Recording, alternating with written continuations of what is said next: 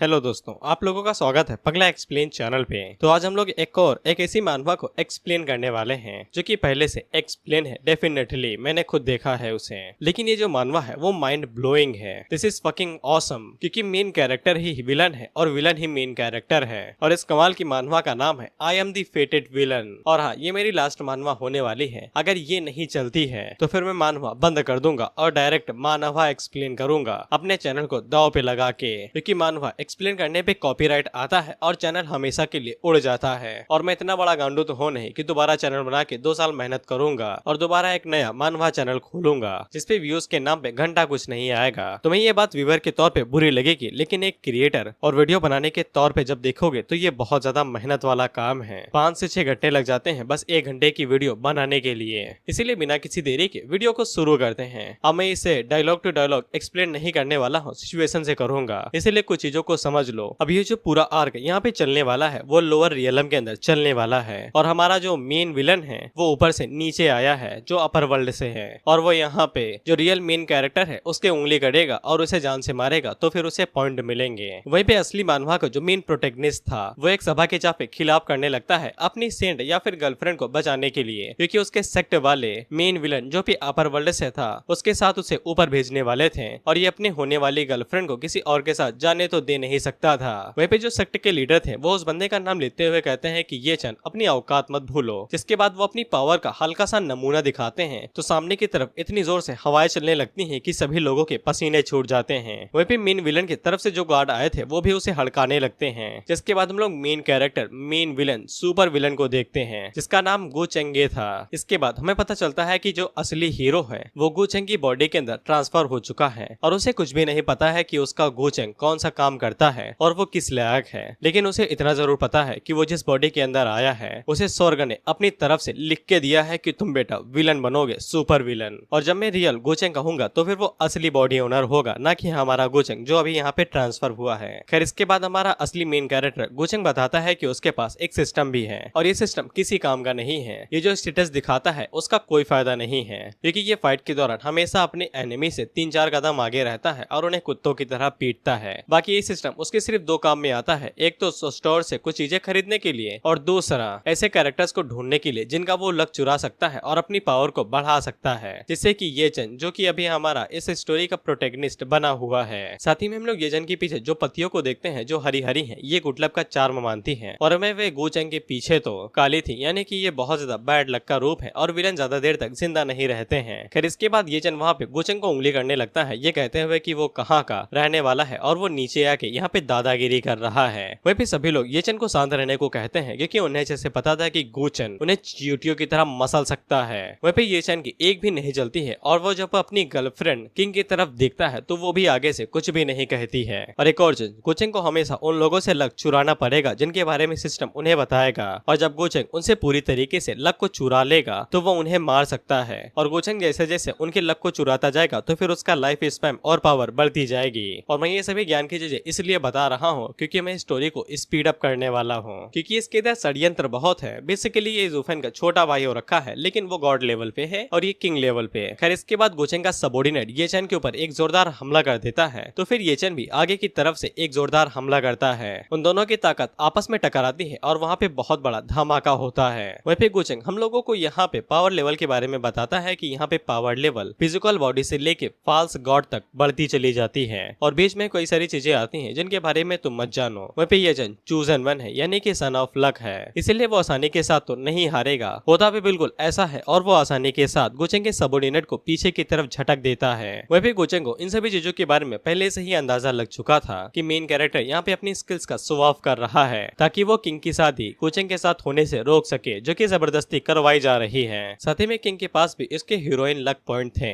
जिनको गोचेंग अपने फेवर में बदल सकता था। बेसिकली इसके अंदर जितने भी फीमेल कैरेक्टर्स आएंगे या तो गोचेंग उन्हें मार देगा या फिर वो उन्हें अपना सहेली या फिर शिष्य बना लेगा। बेसिकली भाई के पास चलता फिरता कोठा होने वाला है कुछ एपिसोड्स के अंदर। फिर इसके बाद गोचेंग किंग को अपना शिकार बनाता है और उसे मीठी बातों में फंसाने लगता है, ये कहते हुए कि तुम उसके साथ काफी टाइम तक रही हो और उसकी प्रेमी भी रही हो, लेकिन तभी हालातों को साध के अपने आप को शांत रखी हुई हो, बहुत ज्यादा चालाक औरत हो। जिसके बाद वो चाय पीता है और किंग से दोबारा भरने को कहता है, लेकिन घबराहट की वजह से वो चाय को ठीक से भर नहीं पाती है। तो फिर गोचेंग उसके हाथ को चूमते हुए कहता है कि उसे इतना घबराने की भी जरूरत नहीं है। उसी टाइम पे सिस्टम उसे नोटिफिकेशन बताता है कि मेन कैरेक्टर ये चैन का लक 10% से नीचे गिर गया है। वहीं पे गुचेंग ने जैसे ही किंग को छुआ था तो फिर ये चैन को बहुत ज्यादा जलन हुई थी और वो गुस्से की आग में झुलसते हुए कहता है कि तेरी हिम्मत कैसी हुई उसे छूने की। वहीं पे गुचेंग को समझ में आ जाता है कि उसने सही जगह की नस को पकड़ा है। वहीं पे गुचेंग को समझ में आ जाता है कि अब यहाँ पे ये चैन की पावर अप होने वाली है। जैसे कि अक्सर मानवा के अंदर हीरो के पास ऐसी पावर आ ही जाती है जब उनकी बीवी या फिर गर्लफ्रेंड को कोई छेड़ता है। लेकिन गुचेंग तो दूसरी दुनिया से आया था और उसे अच्छे से पता होता है कि ऐसे मामले में क्या करना चाहिए, इसीलिए वो जल्दी के साथ आगे बढ़ता है और उड़ते हुए ये चैन के पास जाता है और वहाँ पे अपनी पावर का हल्का सा नमूना दिखाता है। और जब वो अपनी पावर को रिलीज करता है तब उसकी पावर ये चैन को छूते हुए शियों से निकलती है और आसपास के पूरे इलाके को डिस्ट्रॉय करके रख देती है। वहीं पे जब गुचेंग ये चैन को घूर के देखता है तो फिर उसके पीछे जो दरवाजा था उसके चीथड़े उड़ जाते हैं। इसके बाद ये चैन अपने घुटनों पे आ जाता है और गुचेंग उससे कहता है कि तुम उसे क्या कहना चाहते थे। वहीं पे वो सभी लोग गुचेंग की पावर का नमूना देख के हिल से चुके थे और उन लोगों की सांसें बहुत ज्यादा जोरों से धड़कने लगी थी। वहीं पे किंग के भी पसीने छूटने लगे थे क्योंकि उसने अभी तक इतनी पावर को महसूस ही नहीं किया था। वहीं पे उसके जो फादर थे उनकी भी सांसें अटक चुकी थी। वहीं पे ये चैन तो बस अपनी आखिरी सांसें गिन रहा था। खैर उसी टाइम पे सिस्टम गुचेंग के पास आता है जो कि अभी ये चैन को मारने के लिए मना करता है। अब देखो मैं एक और बात पे यहाँ पे एकदम सिंपल तरीके से बताता हूँ, अगर गुचेंग ये चैन जैसे कैरेक्टर्स का पूरा फायदा उठाना चाहता है तो फिर उसे ये चैन जैसे कैरेक्टर से वो सभी चीजें छीननी पड़ेंगी जो उनकी तकदीर में लिखी हैं, जैसे कि वाइफ, गर्लफ्रेंड, फॉर्चून्स, ट्रेजर्स जो उन्हें मिलने वाले हैं, यहाँ तक कि उनके लक को भी, जिनके बाद अगर वो उन्हें मारेगा तो फिर उसे बहुत ज्यादा फायदा होगा। और अगर वो उन जैसे कैरेक्टर्स को डायरेक्ट ही मार देता है तो फिर उसे बहुत ज्यादा बैड लक मिलेगा, जिससे वो अपने लाइफ स्पैन को बढ़ा नहीं पाएगा और इवेंचुअली एक विलन की तरह मारा जाएगा। इसलिए ये चैन को समझ में आ जाता है कि अब उसे किंग का फायदा उठा के ये चैन को चूहे की तरह इधर उधर नचाना पड़ेगा और जब उसे सही मौका मिलेगा तब वो उसे पकड़ के मार देगा। फिर इसके बाद गुचेंग सिंपैथी की खातिर ये चैन को वहाँ पे माफ कर देता है तो सभी लोग ये चैन से उम्मीद करते हैं कि वो माफी मांगेगा और यहाँ से चला जाएगा। लेकिन ये चैन उठता है और सीधा गुचेंग के ऊपर स्नीक अटैक कर देता है। लेकिन जैसा कि सभी को पता है कि वो अपर वर्ल्ड से आया है, बेसिकली वो अभी किंग लेवल से भी ज्यादा के ऊपर लेवल पे है, तो वो आसानी के साथ स्नीक अटैक को डॉज कर लेता है और अपने एक ही हाथ के स्ट्राइक से ये चैन के छक्के छुड़ा देता है और उसे दीवार में पटक देता है। इससे किंग को भी ये चैन के ऊपर तरस आने लगता है, प्रेमी जो है। खैर इसके बाद ये चैन दीवार से टप्पा खा के नीचे गेंद की तरह गिरता है और उसका सर फूट जाता है। वहीं पे बाकी लोगों को लगता है कि अब इसने अपने प्राण त्याग दिए हैं, अब ये जिंदा नहीं बचेगा। खैर इसके बाद गुचेंग उन लोगों से कहता है कि ये चैन को छोड़ दो, जैसा कि तुम्हें पता ही है वो सबसे पहले इसकी तकदीर में जो लिखा है वो सब कुछ छीनेगा, जिसके बाद इसे मारेगा। वहीं पे ये चैन को सेक्ट से धक्के मार के बाहर निकाल दिया जाता है, जबकि वो सेक्ट का मोस्ट गिफ्टेड डिसाइपल था। वहीं पे गुचेंग जले पे नमक छिड़कने के लिए किंग से कहता है कि आज रात मून बहुत ज्यादा खूबसूरत है, मैं चाहूंगा कि तुम मेरे साथ रात बिताओ। और मेरे साथ रात बिताओ का मतलब मैं तुम्हें नहीं बताऊंगा, ये किमिको बताएगी। वहीं पे किंग भी आगे से मना नहीं कर पाती है क्योंकि उसके फादर उसे फोर्स कर रहे थे और वो आगे से इसके लिए हाँ कह देती है। वहीं पे ये चैन के दिल के ऊपर तो छुरे चल जाते हैं और उसके बहुत ज्यादा लक पॉइंट माइनस में चले जाते हैं, जो कि डायरेक्टली ही गुचेंग को मिल जाते हैं। वहीं पे अब गुचेंग को ये चैन को बस चूहे की तरह छोड़ देना था, जो अब बिल में वापस जाएगा और खजाने को ढूंढेगा। जिसके बाद गुचेंग उस खजाने को भी छीन लेगा और उसे मार गिराएगा। इसके बाद हम लोग गुचेंग के एक बहुत ज्यादा लॉयल सर्वेंट को देखते हैं, जो कि छत के ऊपर से किंग और उसके फादर की बात सुन रहा था, जहाँ पे किंग के फादर को काफी अच्छे से पता था कि वो ये चैन को पसंद करती हैं, लेकिन किंग को भी काफी ज्यादा अच्छे से पता था कि गुचेंग उन्हें वो चीजें दे सकता है जो ये चैन उन्हें नहीं दे सकता है, इसीलिए वो खुद को कुर्बान करने के लिए मान जाती है। वहीं पे लॉयल सर्वेंट गुचेंग के पास जाता है और उन्हें इन सभी चीजों के बारे में बताता है। साथ ही में वो सर्वेंट गुचेंग को एक खास बात बताता है कि लॉर्ड अपनी बेटी को कुर्बान करने के लिए क्यों आगे बढ़ चुके हैं। टाइजवान सेक्रेट लॉर्ड यानी किंग के फादर की जो वाइफ थी वो अपर वर्ल्ड के अंदर एक नोबल लेडी रहा करती थी, लेकिन उन्हें किसी वजह से अपर वर्ल्ड के अंदर पकड़ लिया गया था और फोर्सफुली वापस यहाँ पे भेज दिया गया है। लेकिन वो नीचे आने के बाद कभी भी किंग के फादर से मिले ही नहीं है, इसीलिए किंग के फादर किंग का इस्तेमाल करके उसे गुचेंग के साथ ऊपर भेजना चाहते हैं ताकि उन्हें वाइफ के बारे में कोई इन्फॉर्मेशन मिल सके। वहीं पे गुचेंग सर्वेंट से ये जान के हाल पूछता है तो फिर बताता है कि वो अभी जेल के अंदर बंद है। गुचेंग उससे कहता है कि उसके ऊपर नजर बनाए रखो, वो सोने का चीज ढूंढने वाला चूहा जो है। वहीं पे गुचेंग के हाथों के नीचे अब 2 कैरेक्टर आ चुके थे जिनका अलग अब उसके हाथों के बीच में है। इसके बाद गुचेंग को फर्स्ट गिफ्ट पैक दिया जाता है और जब गोचेंग उसे ओपन करता है तो फिर उसे 3 आइटम दिए जाते हैं, जिनमें से जिसको वो सिलेक्ट करने वाला है उसका नाम broken third of the world seed है। इसके डिस्क्रिप्शन में बताया जाता है कि इसको रिफाइन करने के बाद उसकी बॉडी के साथ एक अलग ही दुनिया का नेचर जुड़ जाएगा और उसके पास बहुत ज्यादा लक आ जाएगा, बिल्कुल बेहिसाब, जिसकी मदद से वो अपनी जिंदगी और मौत को भी कंट्रोल कर सकता है। और गोचेंग को समझ में आ जाता है कि अगर वो वर्ल्ड सीड को कल्टीवेट करता रहता है तो फिर उस दुनिया के अंदर कोई भी माँ का लाल नहीं है जो उसे मार सकेगा और वो इनडायरेक्टली इस दुनिया के अंदर अमर हो जाएगा। इसीलिए गोचेंग वर्ल्ड सीड को खरीद लेता है अपने सभी पॉइंट्स का इस्तेमाल करके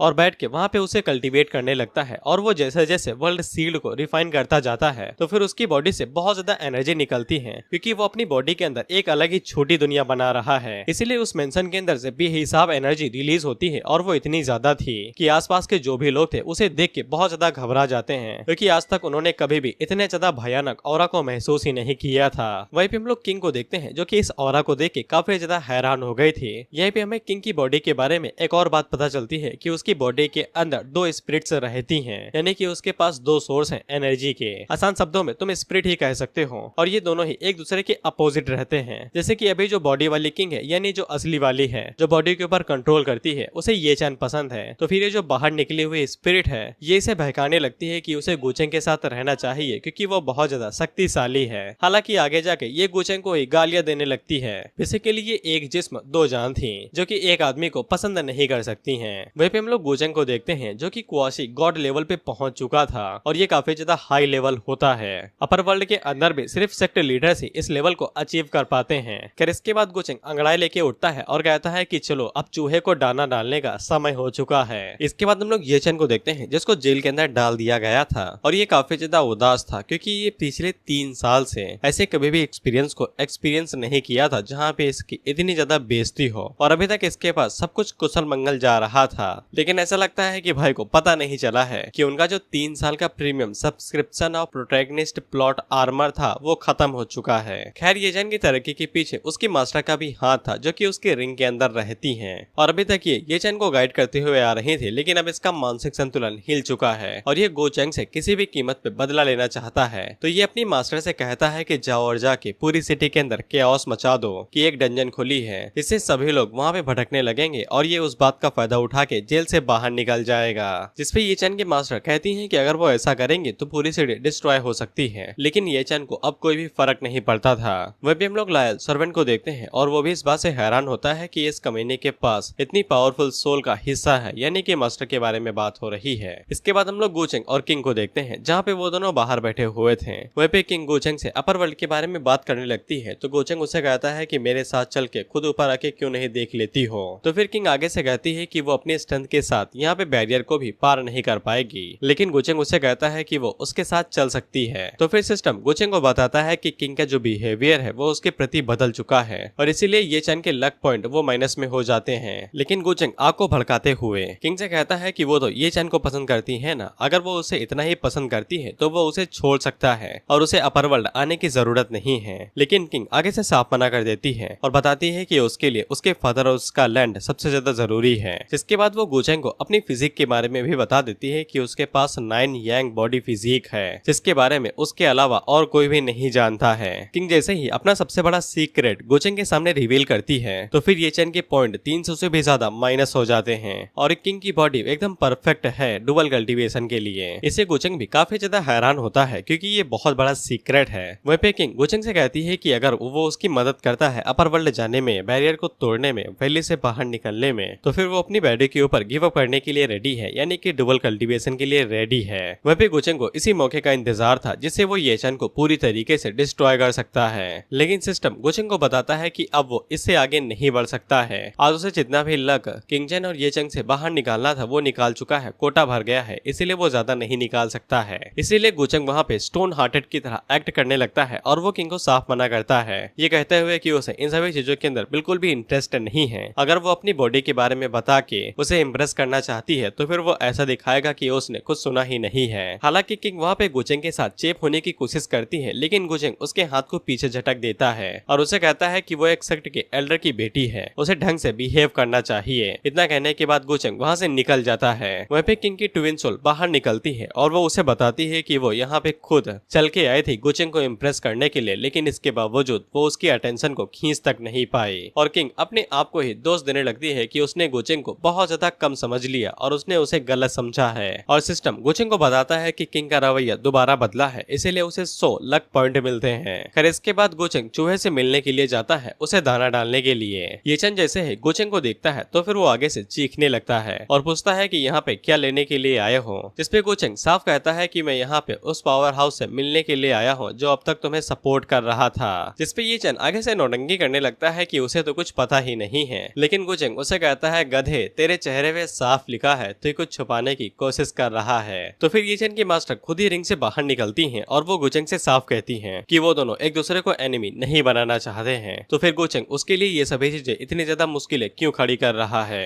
गोचेंग सीधा पॉइंट की बात कहता है कि वो बस इतना जानना चाहता है कि मास्टर ये चन जैसे कचड़े को सपोर्ट क्यों कर रही हैं। आखिर ये चन ने उन्हें ऐसा क्या दे दिया है जो उसके जैसी पावर उसे सपोर्ट कर रही है। और गोचेंग इस बात से हैरान हो गया था कि ये चन का जो मास्टर है वो कोई बुढ़ा ग्रैंडपा नहीं, असल में खूबसूरत सिस्टर है। गोचेंग बार बार सीनियर सिस्टर को बस यही कह के उकसा रहा था कि वो अपने टैलेंट को वेस्ट कर रही हैं ये चन जैसे कचड़े की सपोर्ट करके। वह पे सीनियर सिस्टर को भी कुछ समझ में नहीं आ रहा था कि गोचेंग असल में चाहता क्या है। वह पे ये चन को तो खून ही खोले जा रहा था और वो गोचेंग के ऊपर चिल्लाने लगता है कि उसने पहले ही किंग के उसे छीन लिया है, अब वो यहाँ पे उसके मास्टर को भी छीनने के लिए आ चुका है। जिसपे गोचेंग कहता है कि बेवकूफ मत बनो, तुम्हें पहले से ही पता था कि वो हर किसी चीज के लिए राजी है। लेकिन ये चन अभी भी चीखे और चिल्लाया जा रहा था। तो फिर गोचेंग वहाँ पे दोबारा अपनी पावर का नमूना दिखाता है और वो बस उस लकड़े के फट्टे को हाथ से छूता है तो वो पूरा फट्टा एक ही बार में डिस्ट्रॉय हो जाता है। इससे ये चन की भले ही ना फटी हो लेकिन सीनियर सिस्टर काफी ज्यादा घबरा जाती हैं। इसके बाद गोचेंग आगे बढ़ता है और सीनियर सिस्टर को एक ऑफर देता है कि अगर वो ये चन को छोड़ के उसे फॉलो करने लगेंगी तो फिर गोचेंग उनकी पूरी मदद करेगा उनकी बॉडी को रिकवर करने के लिए। और सीनियर सिस्टर ये चन को भी सपोर्ट सिर्फ इसीलिए कर रही थी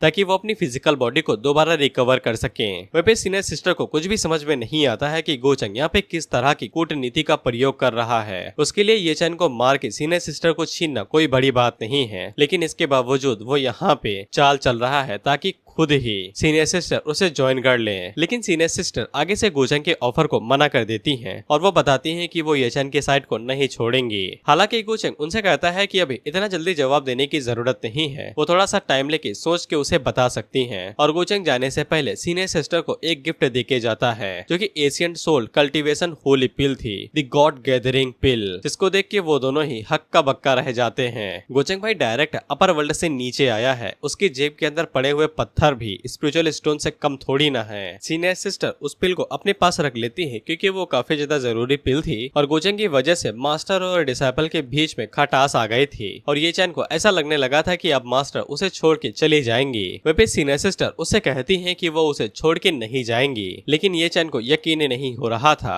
और वो उनसे कहता है कि अगर ऐसी बात है तो फिर वो काम जो उसे दिया गया है वो पूरा करे, यानी कि सिटी के अंदर कियोस मचा दे। तो फिर सीनियर सिस्टर इस बात को साबित करने के लिए कि वो उसके साथ रहेंगी वहाँ से चली जाती हैं इस टास्क को पूरा करने के लिए। वह पे गोचेंग के पास नोटिफिकेशन आता है कि उसने सक्सेसफुली दोनों के बीच में खटास डाल दी है। अब थोड़ी ही देर में वो दोनों एक दूसरे के ऊपर शक करने लगेंगे। वह पे गोचेंग का लॉयल सर्वेंट उसे पूछता है कि अगर उसे वो सोल का हिस्सा ही चाहिए यानी कि सीनियर सिस्टर, तो फिर वो डायरेक्ट ये चैन को मार भी तो सकता है ना। जिसपे गोचेंग उन्हें बताता है कि उसे अच्छे से पता है कि वो किस बारे में बात कर रहे हैं, लेकिन उन्हें ये नहीं भूलना चाहिए कि वो लोग यहाँ पे नीचे किस लिए आए हैं। जिसपे सर्वेंट से हमें पता चलता है कि ये दोनों यहाँ पे एक अल्टीमेट वेपन को लेने के लिए आए हैं जिसका नाम डिसोलेट डीमन स्पीयर है। वहीं पे ओरिजिनल स्क्रिप्ट के मुताबिक ये चैन अपनी जान बचाने के लिए एक सीक्रेट रियोन के अंदर जाता है जहाँ पे उसे वो स्पीयर मिल जाता है और वो स्पीयर उसे मिलने के बाद वो उसकी पावर को रिफाइन कर लेता है और उसका इस्तेमाल करने लगता है। लेकिन अभी गोचेंग के लिए वो बस खजाना ढूंढने वाले चूहे के अलावा और ज्यादा कुछ भी नहीं था। इससे सर्वेंट को सारी बातें समझ में आ जाती है और वो ये चैन के ऊपर नजर रखने के लिए वहाँ से निकल जाता है। इसके बाद गोचेंग वहाँ पे सिस्टम की शॉप को मंगाता है और वहाँ से अपने लिए डिवाइन गॉड इंस्क्रिप्शन नाम की स्किल बुक को बाहर निकाल लेता है। अब ये जो भी स्किल इस्तेमाल करने वाला है वो तुम इसका डायरेक्ट जलवा देखना, मैं इन्हें स्किप करता हूँ। इसके बाद गोचेंग उस स्किल को लेके बैठ जाता है और इसे रिफाइन करने लगता है। अगला सीन डायरेक्ट 3 दिनों के बाद का होता है। अब यहाँ पे एक बहुत बड़ा लफड़ा हो गया है और बहुत जोरों की लड़ाई होने वाली है। हम देखते हैं कि यहाँ पे यांगजू होली लैंड के कुछ लोग आते हैं, साथ ही में सन डायनेस्टी के लोग आते हैं और साथ ही में एशियंट फैमिली 100 फैमिली भी भी यहाँ पे आती है और ये सभी फैमिली एक साथ मिलकर टाइजुआन फैमिली के ऊपर हमला करने वाली थी।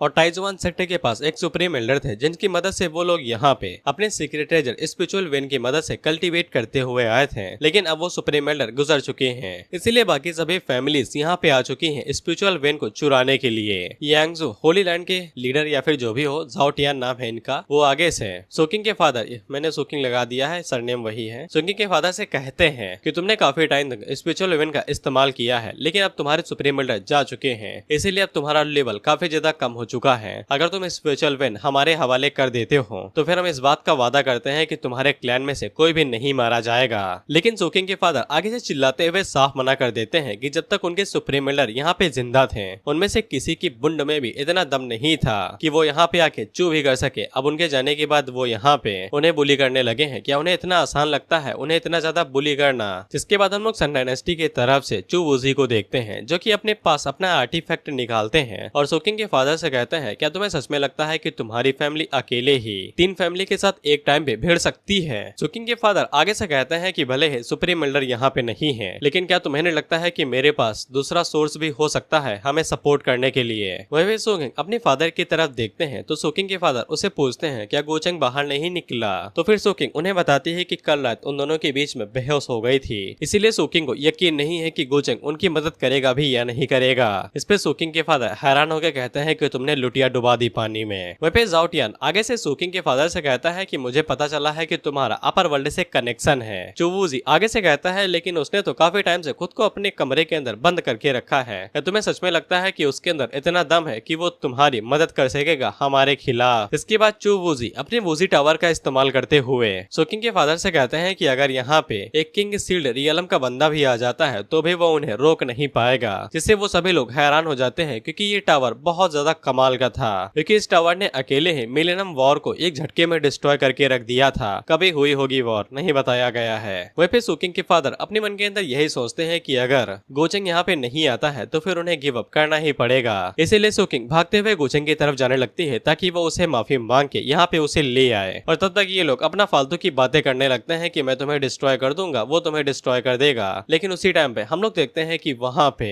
गोचंग की पावर रिलीज होती है क्योंकि उसने टेक्निक को सीख लिया था और उसकी टेक्निक का ऑरा इतना ज्यादा था कि वो टावर की एनर्जी को एक झटके में ही गायब कर देता है। यहाँ तक कि उनकी आर्मी के अंदर जितने भी बीस्ट और लोग आए हुए थे उन सभी के भी पसीने छूटने लगते हैं। वहीं पे गोचंग कहता है कि बाराती आ गए हैं, अब स्वागत करने के लिए जाना पड़ेगा। वहीं पे सोकिंग तेजी के साथ आगे बढ़ रही थी गोचंग के कमरे की तरफ, लेकिन रास्ते के बीच में ही उसे ये चैन रोक लेता है और उसे कहता है कि अभी हम लोगों को यहाँ से भाग चलना चाहिए, पूरा टाइजू अभी लड़ाई के मैदान में बदलने वाला है। लेकिन सोकिंग उसी के ऊपर फूट पड़ती है और उसे चिल्लाते हुए कहने लगती है कि उसे ऐसा क्यों लगता है कि वो यहाँ पे उसके साथ भाग जाएगी, जबकि अपने पूरे सेक्ट और उन सभी चीजों को छोड़ के जो उसके हैं। जिसपे ये चैन सोकिंग से कहता है, क्या गोचंग तुम्हारे ऊपर प्रेशर डाल रहा है क्या? जिसपे सोकिंग साफ मना करती है और उसे चिल्लाते हुए कहती है कि वो कभी भी गोचंग के बारे में इस तरीके से बात नहीं करेगा, वो कभी भी सोकिंग के ऊपर जोर जबरदस्ती नहीं करेगा, बल्कि वो सोकिंग की गलती थी जब वो उसे अपनी बॉडी ऑफर करके उसे सिंसियरिटी लेने की कोशिश कर रही थी।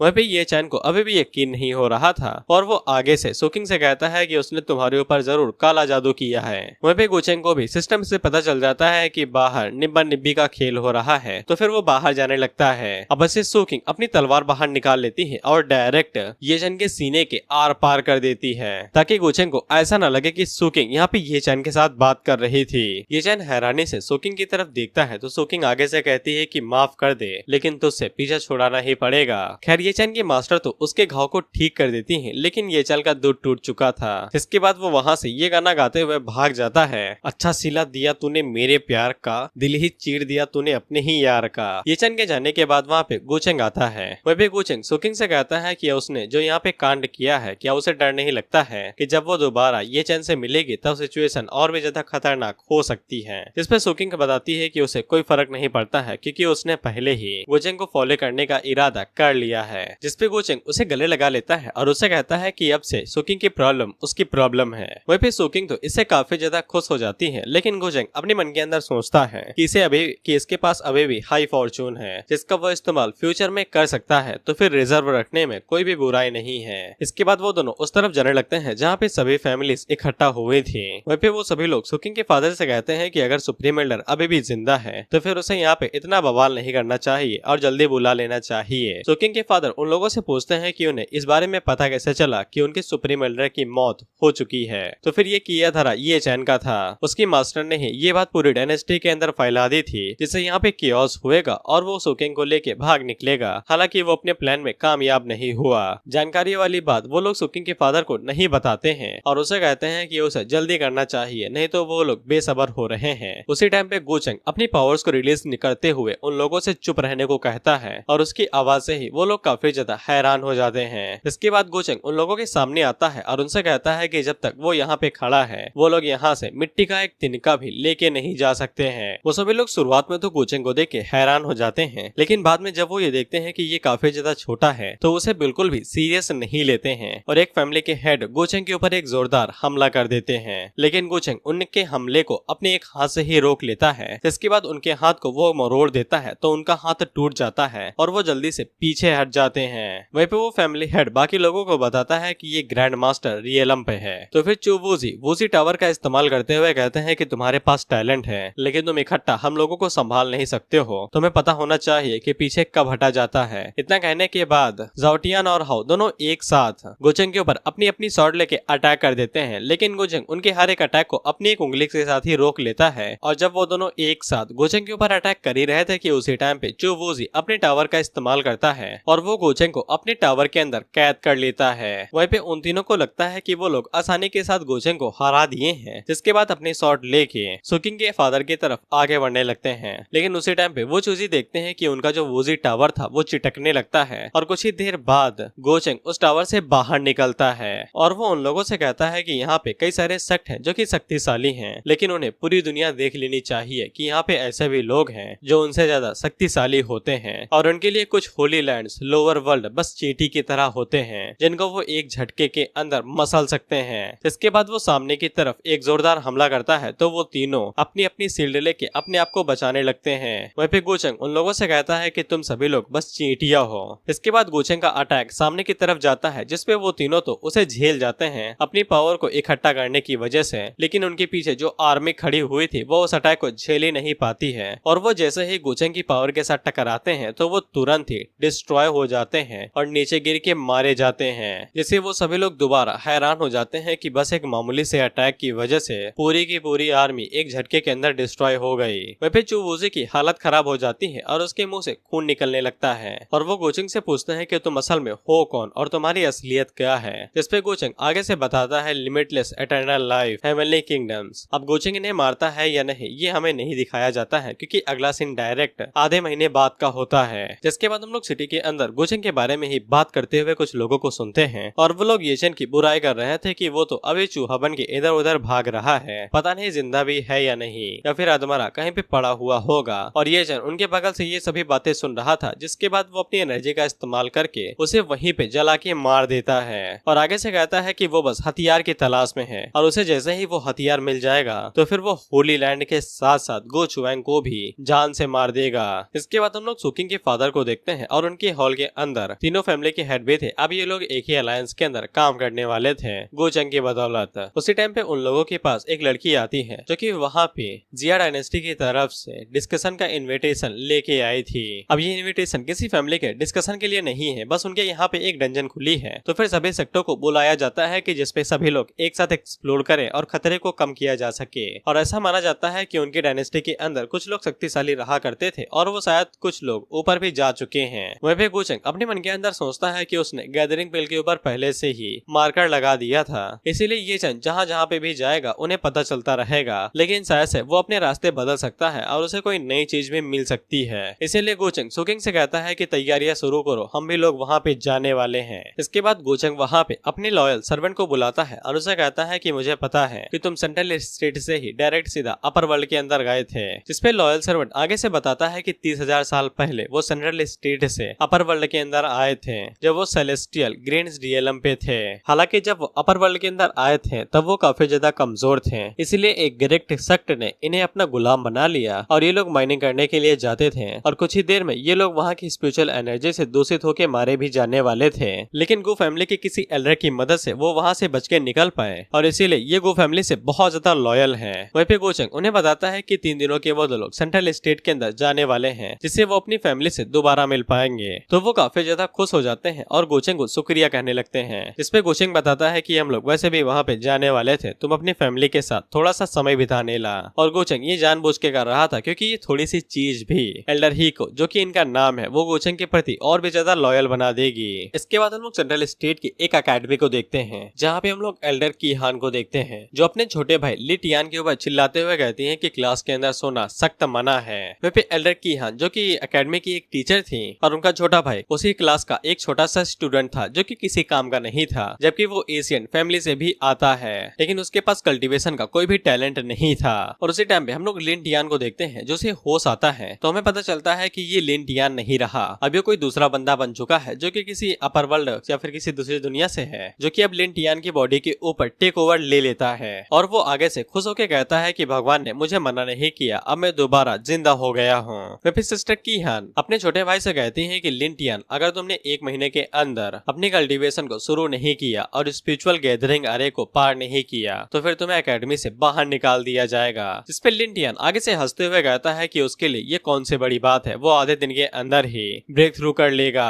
और जब वो पागलों की तरह हंस रहा था, तो फिर बाहर से बिजली भी गड़गड़ाने लगती है, उसकी बातों के अंदर दम पैदा करने के लिए। उसी टाइम पे हम लोग गोचेंग को देखते हैं, जो कि उसी तरफ आगे बढ़ रहा था। गोचेंग के पास भी नोटिफिकेशन आ जाता है कि नया चाइल्ड ऑफ फॉर्चून आ चुका है। इसके बाद हम लोग एशियन लिन फैमिली को देखते हैं, और उनके हालात कुछ ठीक ठाक नहीं थे। वहीं पे एल्डर ही, जो कि गोचेंग के सर्वेंट हैं, वो इन्हीं लोगों के इंसेक्टर हैं, और इन्हें भी पता चल जाता है कि एल्डर ही यहाँ पे आने वाले हैं, जिससे ये लोग खुश हो जाते हैं कि अब इनकी फैमिली दोबारा रिवाइव हो सकती है। वहीं पे हम लोग गोचेंग को देखते हैं, जो कि सिस्टम से पूछता है कि ये चैन के ऊपर अभी कितने लक पॉइंट बचे हुए हैं, तो सिस्टम उसे बता देता है कि 230। इसके बाद वो अपने ब्लैक लेस के बारे में पूछता है, जो कि लक से उसे मिल सकते हैं, और मैं इन सभी बातों के बारे में तुम्हें नहीं बताऊंगा क्योंकि ये कभी हारा ही नहीं है। बस एक चीज जान लो कि इसके सिस्टम के ऊपर जो स्टैट्स रहते हैं और लक पॉइंट के सामने ये जो काला सा पत्ती है, ये इस बात का सिंबल है कि हमारा हीरो मेन विलन है, और जब तक इसके पॉइंट वन ये सभी चीजें लो रहेंगी, तो फिर इसके मरने के चांसेस बने रहेंगे। इसीलिए जब तक चीजें गोचेंग के हाथों के अंदर रहती हैं, तब तक उसे अपनी मौत के बारे में चिंता करने की जरूरत नहीं है। वहीं पे गोचेंग की मुलाकात सुकिंग से हो जाती है, तो वो उससे पूछती है कि काफी ज्यादा खुश मूड में लग रहे हो मालिक, क्या हुआ है। वहीं पे सुकिंग के लक पॉइंट भी 400 तक पहुंच चुके थे। और एक और चीज, जैसे अभी सुकिंग है, जो कि इस टाइम पे गोचेंग की साइड पे है, तो फिर जैसे जैसे इसके लक पॉइंट बढ़ेंगे, उसी तरीके से गोचेंग के लक पॉइंट भी बढ़ेंगे।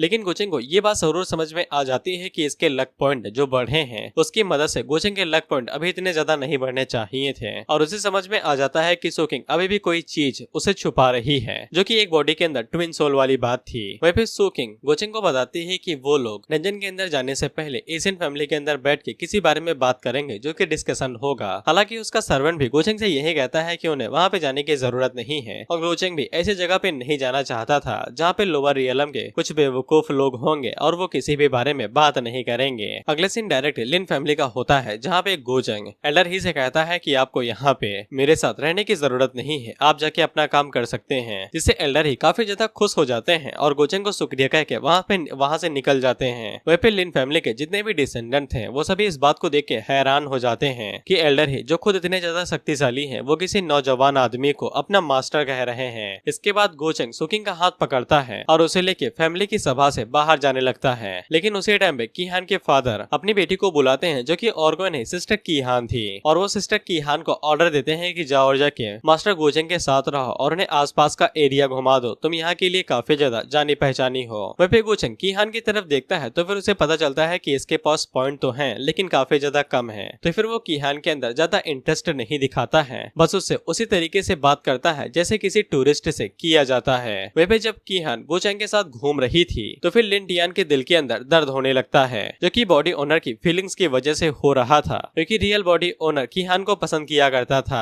और लिन टियान को ये बात समझ में नहीं आती है कि उसके दिल के अंदर अचानक से दर्द क्यों होने लगा। खैर उसी टाइम पे उसकी नजर सुकिंग के ऊपर पड़ जाती है, और उसे भी पता चल जाता है कि इसके पास काफी अच्छी परफेक्ट फिजिक है। और लिन टियान सुकिंग को देख के काफी ज्यादा खुश हो जाता है, क्योंकि उसे एक फर्नेस की जरूरत थी, जिसकी मदद से वो अपनी कल्टीवेशन को और भी जल्दी बढ़ा सकता था। और वो काफी ज्यादा खुश हो जाता है, और वो गोचेंग की तरफ देखते हुए कहता है कि सभी लोग कहते हैं कि इसके पास बहुत ज्यादा फॉर्चून है, लेकिन वो सभी फॉर्चून इसके लिए बहुत ज्यादा बेकार है। वहीं पे गोचेंग भी लिन टियान की तरफ देख रहा था, और वो मुस्कुराते हुए सोचता है कि अरे वाह, मछली तो खुद चारा चुगने आ गई।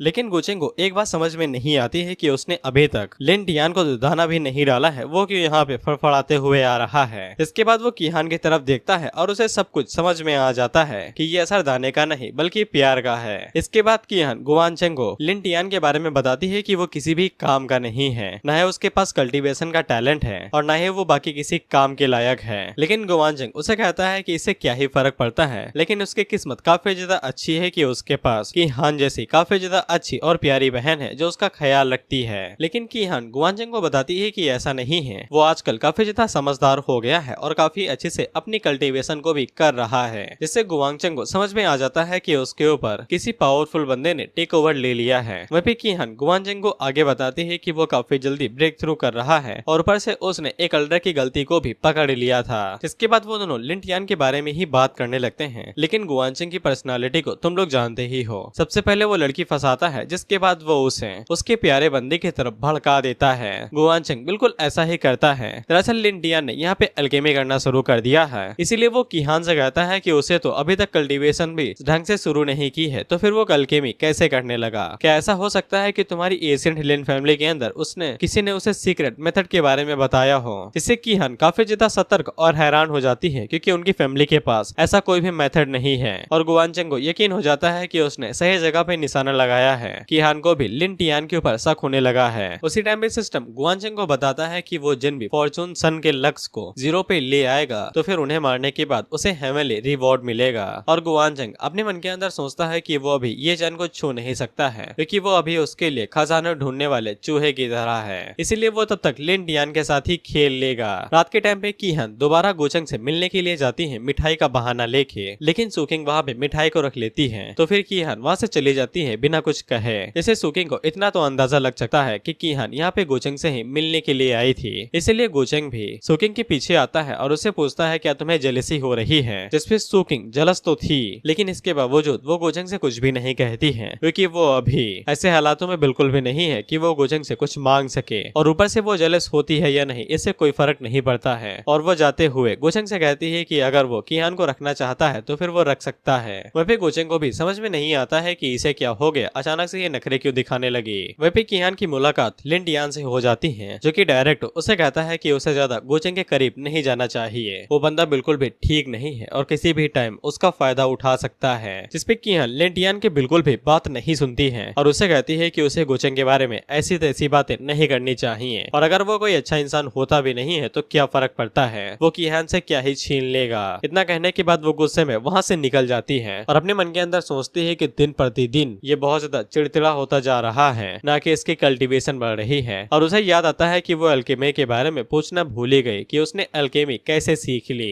इसके बाद उसका लिन टियान के ऊपर और भी ज्यादा शक बढ़ने लगता है। इधर सिस्टम गोचेंग को बताता है कि किहान का शक लिन टियान के ऊपर बढ़ता जा रहा है, इसीलिए लिन टियान को जो लक था वो धीरे धीरे करके कम होने लगता है। वहीं पे गोचेंग आगे से खुश होकर कहता है कि सारे मोहरे अपनी जगह पे हैं, बस सामने वाले को अपनी चाल चलने की देरी का इंतजार है। इसके बाद हम लोग लिन टियान को देखते हैं जो कि जंगल के अंदर किसी कर्ज की तैयारी कर रहा था। इसकी मदद से वो गोचेंग के ऊपर आज रात हमला करने वाला था। हालांकि वो हमला गोचेंग के ऊपर कुछ दिनों बाद करना चाहता था, लेकिन गोचेंग ने किहान के ऊपर हाथ डाल दिया है, इसीलिए रियल बॉडी के ओनर को दिक्कत हुई है, इसीलिए लिन टियान वहाँ पे जल्दबाजी कर रहा है। इसके बाद उसके कर्ज टेक्निक पूरी हो जाती है जो कि डीमन से ही जुड़ी हुई थी। उस कर्ज के अंदर से कई सारे डीमन बाहर निकलते हैं जो आगे की तरफ बढ़ने लगते हैं, और लिन टियान गोचेंग से कहता है कि तुम भले ही कहीं के बाहुबली हो, लेकिन इस तकनीक के सामने तुम्हारा बाहुबल भी किसी काम का नहीं है। हम लोग देखते हैं कि वो सभी घोस्ट या फिर डीमंस एक बुल के अंदर बदल जाते हैं जो तेजी के साथ गोचेंग के कमरे या फिर घर की तरफ आगे बढ़ रहे थे। वहीं पे गोचेंग को पहले से ही पता था कि वो कौन सी टेक्निक का इस्तेमाल करने वाला है, तो वो आगे से कहता है कि ये मेरा बाहुबल देखना चाहता है, ऐसा लगता है कि दिखाना पड़ेगा। इसके बाद गोचेंग वहाँ पे अपनी पावर को रिलीज करता है, तो हम लोग देखते हैं कि उसकी पावर से वहाँ पे उसकी स्पिरिचुअल बॉडी बन जाती है, और गोचेंग से उसे कंट्रोल करते हुए कहता है कि अब मैं तुम्हें दिखाता हूँ अपना बाहुबल। हम देखते हैं कि वो बुल काफी तेजी के साथ स्पिरिचुअल बॉडी की तरफ आगे बढ़ रहा था, लेकिन स्पिरिचुअल बॉडी अपने एक हाथ को आगे की तरफ बढ़ाता है और उस बुल के पेट को चीरते हुए उसके कोर को बाहर निकाल के उसे पूरी तरीके से डिस्ट्रॉय कर देता है। कोर के डिस्ट्रॉय होते ही उसके अंदर से लाजवाब पावर बाहर निकलती है और उसका फोर्स हर तरफ फैल जाता है, यहाँ तक कि एल्डर ही और किहान के फादर को भी ये पावर महसूस होती है। वहीं पे हम लोग लिन टियान को देखते हैं और कोर बुरी तरीके से डिस्ट्रॉय होने की वजह से उसके ऊपर ब्लैक फ्लैश पड़ते हैं और वो काफी ज्यादा कमजोर कमजोर होकर नीचे गिर जाता है। वहीं पे गोचेंग की स्पिरिचुअल बॉडी उस कोर की एनर्जी के साथ साथ बाकी सभी एनर्जी को भी एब्जॉर्ब कर लेती है और गोचेंग के पास बहुत ज्यादा कमाल की एनर्जी भी आ जाती है जो उसके लाइफ स्पैन को भी बढ़ाने के लिए बहुत ज्यादा कमाल की है। और गोचेंग उस एनर्जी पिल को खाते हुए कहता है कि सन ऑफ फेट, तुम तो काफी ज्यादा लाजवाब हो, मैंने अभी तक कुछ किया भी नहीं, तब भी तुमने मुझे कमाल का गिफ्ट दे दिया। वहीं पे एल्डर ही और उनके जितने भी डिसेंडेंट थे वो सभी बाहर निकलते हैं और गोचेंग से माफी मांगने लगते हैं कि उसके वहाँ पे होते हुए भी वो लोग इस हमले को रोक नहीं पाए और ना ही डिटेक्ट कर पाए। वहीं पे गोचेंग उन लोगों से कुछ भी नहीं कहता है, वो बस इतना जानना चाहता था कि किसने इस टेक्निक का इस्तेमाल किया है, जिसपे वो लोग आगे से कहते हैं कि वो पूरी सिटी को खंगोल डालेंगे और जो भी बंदा उन्हें ऐसा मिलेगा जो कि ब्लैक क्लास के साथ होगा तो वो लोग उसे यहाँ पे ले आएंगे। वहीं पे गोचेंग जानबूझ के ये सब किया था क्योंकि उसे काफी अच्छे से पता था कि अब लिन टियान यहाँ पे पकड़ा जाएगा। वहीं पे हम लोग कीहान को देखते हैं जो कि लिन टियान की कुटिया पे आई हुई थी। वहीं पे लिन टियान की हालत बहुत ज्यादा खराब थी और उसका इनर सोर्स पूरी तरीके से डैमेज हो गया था। अब वो यहाँ पे चल भी नहीं सकता था और उसे अच्छे से पता था कि अगर वो इस हालातों में डिस्कवर किया जाएगा तो फिर सभी को पता चल जाता कि उसी ने गोचेंग के ऊपर हमला किया है। इसीलिए वो यहाँ पे फैसला करता है कि वो अपनी मौत का नाटक करेगा और अपनी डिवाइन सोल टेक्निक का इस्तेमाल करके अपनी सोल को बॉडी से अलग कर देगा और किसी को भी शक नहीं होगा कि उसी ने ये कांड किया है। और जब सभी लोग यहाँ से चले जाएंगे तब वो दोबारा बॉडी के अंदर आ जाएगा। इसके बाद वो बिल्कुल ऐसा ही करता है और अपने हाथों से ही अपने सीने को चीर लेटता है और वहीं पे गिर के मारा जाता है। और जब कीहान अंदर आती है तो फिर वो लिन टियान को ऐसी हालातों में देख के समझ जाती है कि इसी ने गोचेंग के ऊपर वो हमला किया था।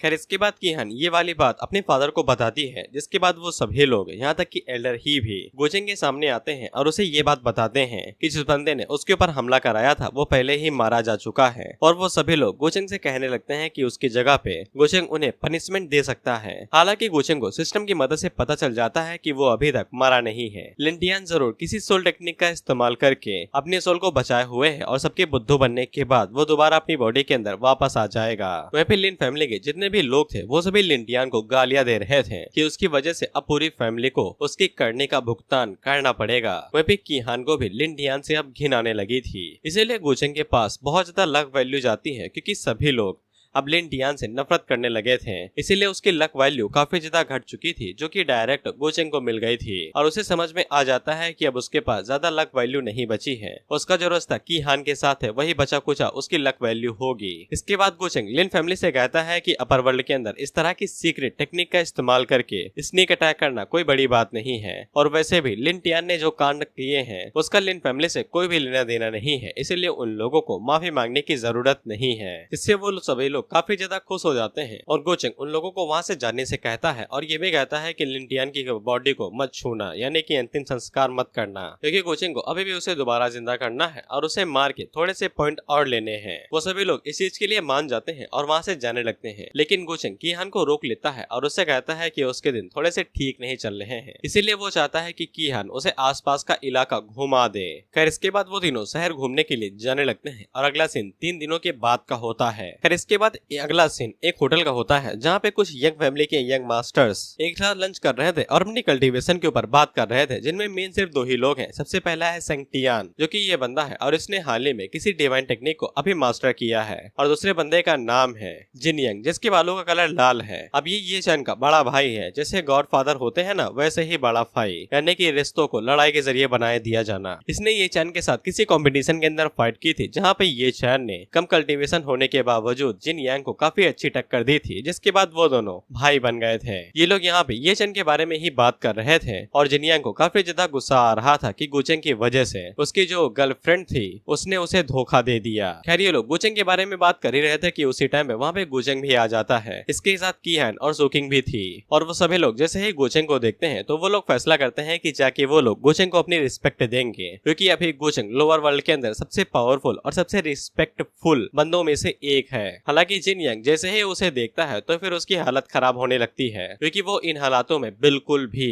गुचेंग के साथ टकराना नहीं चाहता है। इसके बाद गुचेंग साइड में आ जाता है और वहाँ का नजारा देखने लगता है। साथ ही में गुचेंग वहाँ पे अपर वर्ल्ड और लोअर वर्ल्ड के बारे में कुछ बातें कहता है और उसकी बातें कविता की तरह थी। इसे कीहान काफी ज्यादा खुश हो जाती है, तो फिर गुचेंग उसे ऑफर देता है क्या वो भी उसके साथ अपर वर्ल्ड के अंदर आना चाहेगी। हालांकि कीहान अभी मना कर देती है, ये कहते हुए कि उसकी ये काबिलियत नहीं है कि वो अपर वर्ल्ड के अंदर जा सके। इसके बाद गुचेंग कीहान से कहता है कि उसे अपने छोटे भाई की बॉडी के ऊपर काफी अच्छे से नजर रखनी चाहिए, क्योंकि उसे अपर वर्ल्ड की कई सारी टेक्निक्स के बारे में पता है जहाँ पे लोग मरने के बाद भी दोबारा जिंदा हो जाते हैं। इसे कीहान को समझ में आ जाता है कि गुचेंग यहाँ पे क्या कहना चाहता है और वो काफी ज्यादा घबरा जाती है। गुचेंग उसे कहता है कि उसे बस इस बात के ऊपर शक है, वो बस इतना चाहता है कि कीहान ज्यादा अटेंशन दे उसकी बॉडी के ऊपर। वहीं पे गुचेंग अपने मन के अंदर सोचता है कि अगर एक बार कीहान लिन डियान को वापस जिंदा होते हुए देख लेगी तो फिर लिन डियान के पास कोई भी लक वक्त नहीं बचेगा और फिर उसके बाद लिन डियान का जिंदा रहना गुचेंग के लिए बिल्कुल भी फायदा नहीं देगा। और आगे तो तुम्हें पता ही है कि गुचेंग उसके साथ क्या करेगा। फिर इसके बाद एक एल्डर गुचेंग को बताते हैं कि यहाँ के जो यंग डिसाइपल्स हैं वो सभी गुचेंग से मिलकर उसे रिस्पेक्ट देना चाहते हैं, तो फिर गुचेंग उनसे मिलने के लिए मान जाता है। इसके बाद वो सभी लोग वहाँ पे आते हैं और गुचेंग को अपनी रिस्पेक्ट और उसे ग्रेट करते हैं। इसके बाद वहाँ के जितने भी यंग मास्टर थे जो कि बहुत ज्यादा घमंडी और कमीने हैं, लेकिन गुचेंग के सामने वो एकदम राज दुलारे बन के उसे बहुत अच्छे से ग्रेट करते हैं। यहाँ तक कि होली लैंड के जो खूबसूरत लड़कियां मेडन, प्रिंसेस, वो सभी भी गुचेंग को देखते हुए शर्मा रही थी। इसीलिए कीहान अपने मन के अंदर सोचती है कि गुचेंग का रवैया और उसका एटीट्यूड और उसका ऑरा बहुत ज्यादा कमाल का है, ये सभी लोग उसके सामने अपने घुटने टेक रहे हैं। और वो अपने मन के अंदर सोचती है कि इतना सब होने के बावजूद गुचेंग के ऊपर बिल्कुल भी असर नहीं पड़ रहा है, न ही उन सभी होली मेडन के रिझाने की वजह से भी गुचेंग के ऊपर कोई असर नहीं पड़ता है। लेकिन उसे ये बात समझ में नहीं आती है कि गुचेंग का रवैया उसके प्रति इतना अजीब क्यों है। वहीं पे गुचेंग ये सब कुछ जानबूझ के कर रहा था, क्योंकि अगर वो सूकिंग और कीहान को अपनी तरफ रखेगा तो फिर उसके लक पॉइंट वो बढ़ते रहेंगे। लक पॉइंट की मदद से वो सिस्टम के मॉल से अपने लिए कुछ भी खरीद सकता है, पिल टेक्निक वगैरह वगैरह, और डेस्टिनी वैल्यू की मदद से वो अपने लक को बढ़ा सकता है कि यानी कि फेट और मिशन कितने ज्यादा आएंगे। साथ ही में उसका जीना मरना भी इसी के ऊपर डिपेंड करेगा। वहीं पे गुचेंग को हाल ही में पता चला था कि कीहान के पास एल्केमी का भी टैलेंट है जो उसके लिए काफी ज्यादा फायदेमंद रह सकता है। इसीलिए वो मॉल से एक ऐसा मैनुअल खरीद लेता है जो कि ज्यादा महंगा तो नहीं था, लेकिन वो कीहान के लिए बहुत बड़े खजाने से कम नहीं है। और गुचेंग इस मैनुअल को कीहान को देके अपना ट्रस्ट और भी ज्यादा बिल्ड करना चाहता था, बेसिकली उसे अपना गुलाम बनाना चाहता था। उसी टाइम पे गुचेंग के पास सिस्टम की तरफ से एक नया मिशन आता है जो कि ये चैन के बड़े भाई के लिए था कि उसकी जो औकात है उसे राउंड के रख दो। वहीं पे गुचेंग को ये भी समझने में देर नहीं लगती है कि वो इन नमूनों में से ही कोई एक है। इसके बाद गुचेंग अपने उसी सपोर्टर जो कि अभी तक उसे गाइड करते हुए आया था सुकिंग वाले इलाके के अंदर, वो उसे जिन यांग के बारे में कुछ पूछने लगता है, लेकिन सपोर्टर के पास भी कोई भी जानकारी नहीं थी, जिससे वो सभी लोग घबराने लगते हैं क्योंकि गुचेंग अब गुस्से में लग रहा था। उसी टाइम पे वहाँ पे एक बंदा था जो कि बायुवे का होली सन था और उसे याद आता है कि जिन चैन ही अभी ये चैन के बंदे के बारे में बात कर रहा था और वो जिन यांग की तरफ इशारा करते हुए कहता है कि इसे ये चैन के बारे में काफी कुछ पता होगा क्योंकि ये अभी इसी बारे में बात कर रहा था। इसके बाद गुचेंग भी जिन यांग से कहता है कि बताओ तुम्हारा क्या रिश्ता है उस भड़वे के साथ। इसके बाद सभी लोग जिन यांग की तरफ देखने लगते हैं और गुचेंग उसे पूछता है क्या तुम उस बंदे को जानते हो जिसको मैं अभी ढूंढने की कोशिश कर रहा हूँ। जिन यांग आगे से कोई भी जवाब नहीं देता है और बातों को इधर उधर घुमाने की कोशिश करने लगता है। तो फिर गुचेंग वहाँ पे अपनी पावर का हल्का सा नमूना दिखाता है तो वो पूरी जगह पावर से भर जाती है और वो सभी लोग कांपने लगते हैं। जिन यांग इस बात को एक्सेप्ट कर लेता है कि वो ये चैन को जानता है। तो फिर गुचेंग उसे पूछता है कि अभी वो कहाँ पे है, लेकिन जिन यांग बताने से मना कर देता है कि वो अभी कहाँ पे है। इस पे बायो फैमिली का होली सन आगे से जी यांग को डिफेंड करने की कोशिश करने लगता है, लेकिन जी यांग वहाँ पे डिफेंड होना नहीं चाहता था, इसीलिए वो वहाँ पे ये चैन के बारे में कहते हुए कहता है कि उसकी कोई भी गलती नहीं है और वो उसके कैरेक्टर को अच्छे से जानता है, इसीलिए गुचेंग और ये चैन के बीच में कोई गलत फहमी हो सकती है। तो फिर गुचेंग को वहाँ पे बहुत ज्यादा गुस्सा आता है और वो अपनी पावर्स को रिलीज करते हुए उसे कहता है तुम्हें क्या लगता है कि तुम मुझसे कुछ कहने के लायक भी हो। और गुचेंग के पावर रिलीज करने की वजह से जिन यांग के ऊपर बहुत ज्यादा प्रेशर पड़ता है और वो अपने घुटनों पे आके वहीं पे अपनी पावर को गवा देता है। उसी टाइम पे यांग फैमिली का सर्वेंट आगे बढ़ता है और वो गुचेंग को रोकते हुए कहता है कि ये जरूर यहाँ पे गलतफहमी हो गई और वो जिन यांग को माफ कर दे, लेकिन हमें तो पता था कि गुचेंग यहाँ पे क्या करने वाला है। इसके बाद वो एल्डर ही को वहाँ पे बुलाता है कि कल शाम तक जिन यांग का जो होली लैंड है वो इस धरती की जगह से मिट जाना चाहिए, जिसके लिए एल्डर ही तुरंत मान जाते हैं। वहीं पे अभी तक वहाँ पे जितने भी होली सन थे जो अभी खुश हो रहे थे उन सभी की सांसें अटक जाती हैं। वहीं पे सूकिंग और कीहान को समझ में आ जाता है कि गुचेंग जितना भोला है वो उतना है नहीं, वो एक ही झटके में सौ लोगों की जाने ले सकता है बिना किसी हेजिटेशन के। वहीं पे गुचेंग का साइड मिशन पूरा हो जाता है और उसे 700 डायनेस्टी पॉइंट मिलते हैं। खैर इसके बाद हम लोग जाइलू सीक्रेट लैंड को देखते हैं जहाँ पे भाई एक ताकतवर हाथ आता है और वो उस पूरे लैंड को ही डिस्ट्रॉय करके रख देता है। बेचारे जो वहाँ के एल्डर्स थे उन्हें तो ये मौका भी नहीं मिला कि वो बेचारे फाइट बैक कर सके। खैर इसके बाद हम लोग ये चैन को देखते हैं और उसे जैसे ही पता चलता है कि उसका brother from another mother Jiang मारा जा चुका है तो फिर उसे बहुत ज्यादा दुख होता है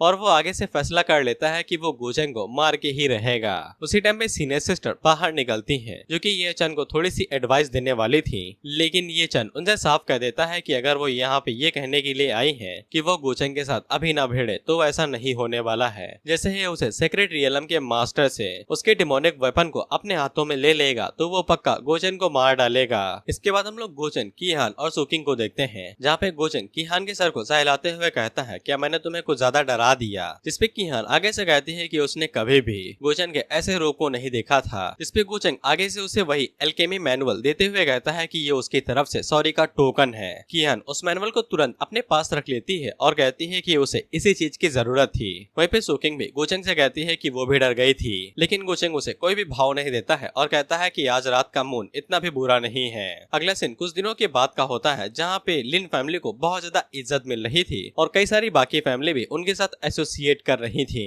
वहीं पे कीहान अपने मन के अंदर सोचती है कि गोचेंग भले ही दो मुंही सांप वाला बंदा हो, लेकिन कीहान और लिन फैमिली के लिए वो बहुत ज्यादा बुरा नहीं है और वो उनकी काफी ज्यादा मदद भी कर रहा है। नहीं तो लिंटियान ने जो कांड उसके खिलाफ किया था वो बिल्कुल भी शांत नहीं बैठता। उसी टाइम पे हम लोग लिंटियान भाई साहब को देखते हैं जो कि जाग उठते हैं। वहीं पे जो गार्ड उसके ऊपर नजर रखे हुए था जैसे ही वो देखता है तो वो भागते हुए कीहान के पास चला जाता है और उसे बताता है कि भाई साहब जिंदा हो गए हैं। वहीं पे लिंटियान अपने मन के अंदर सोचता है कि बस उसे अब अपनी याददाश्त भूलने का एक्टिंग करनी है और बस वो इन सभी चीजों से बच के निकल जाएगा। लेकिन वो जैसे ही अपना सर उठा के ऊपर की तरफ देखता है तो फिर साक्षात यमराज उसके सामने खड़े थे जो उसे देखते हुए मुस्कुरा रहे थे।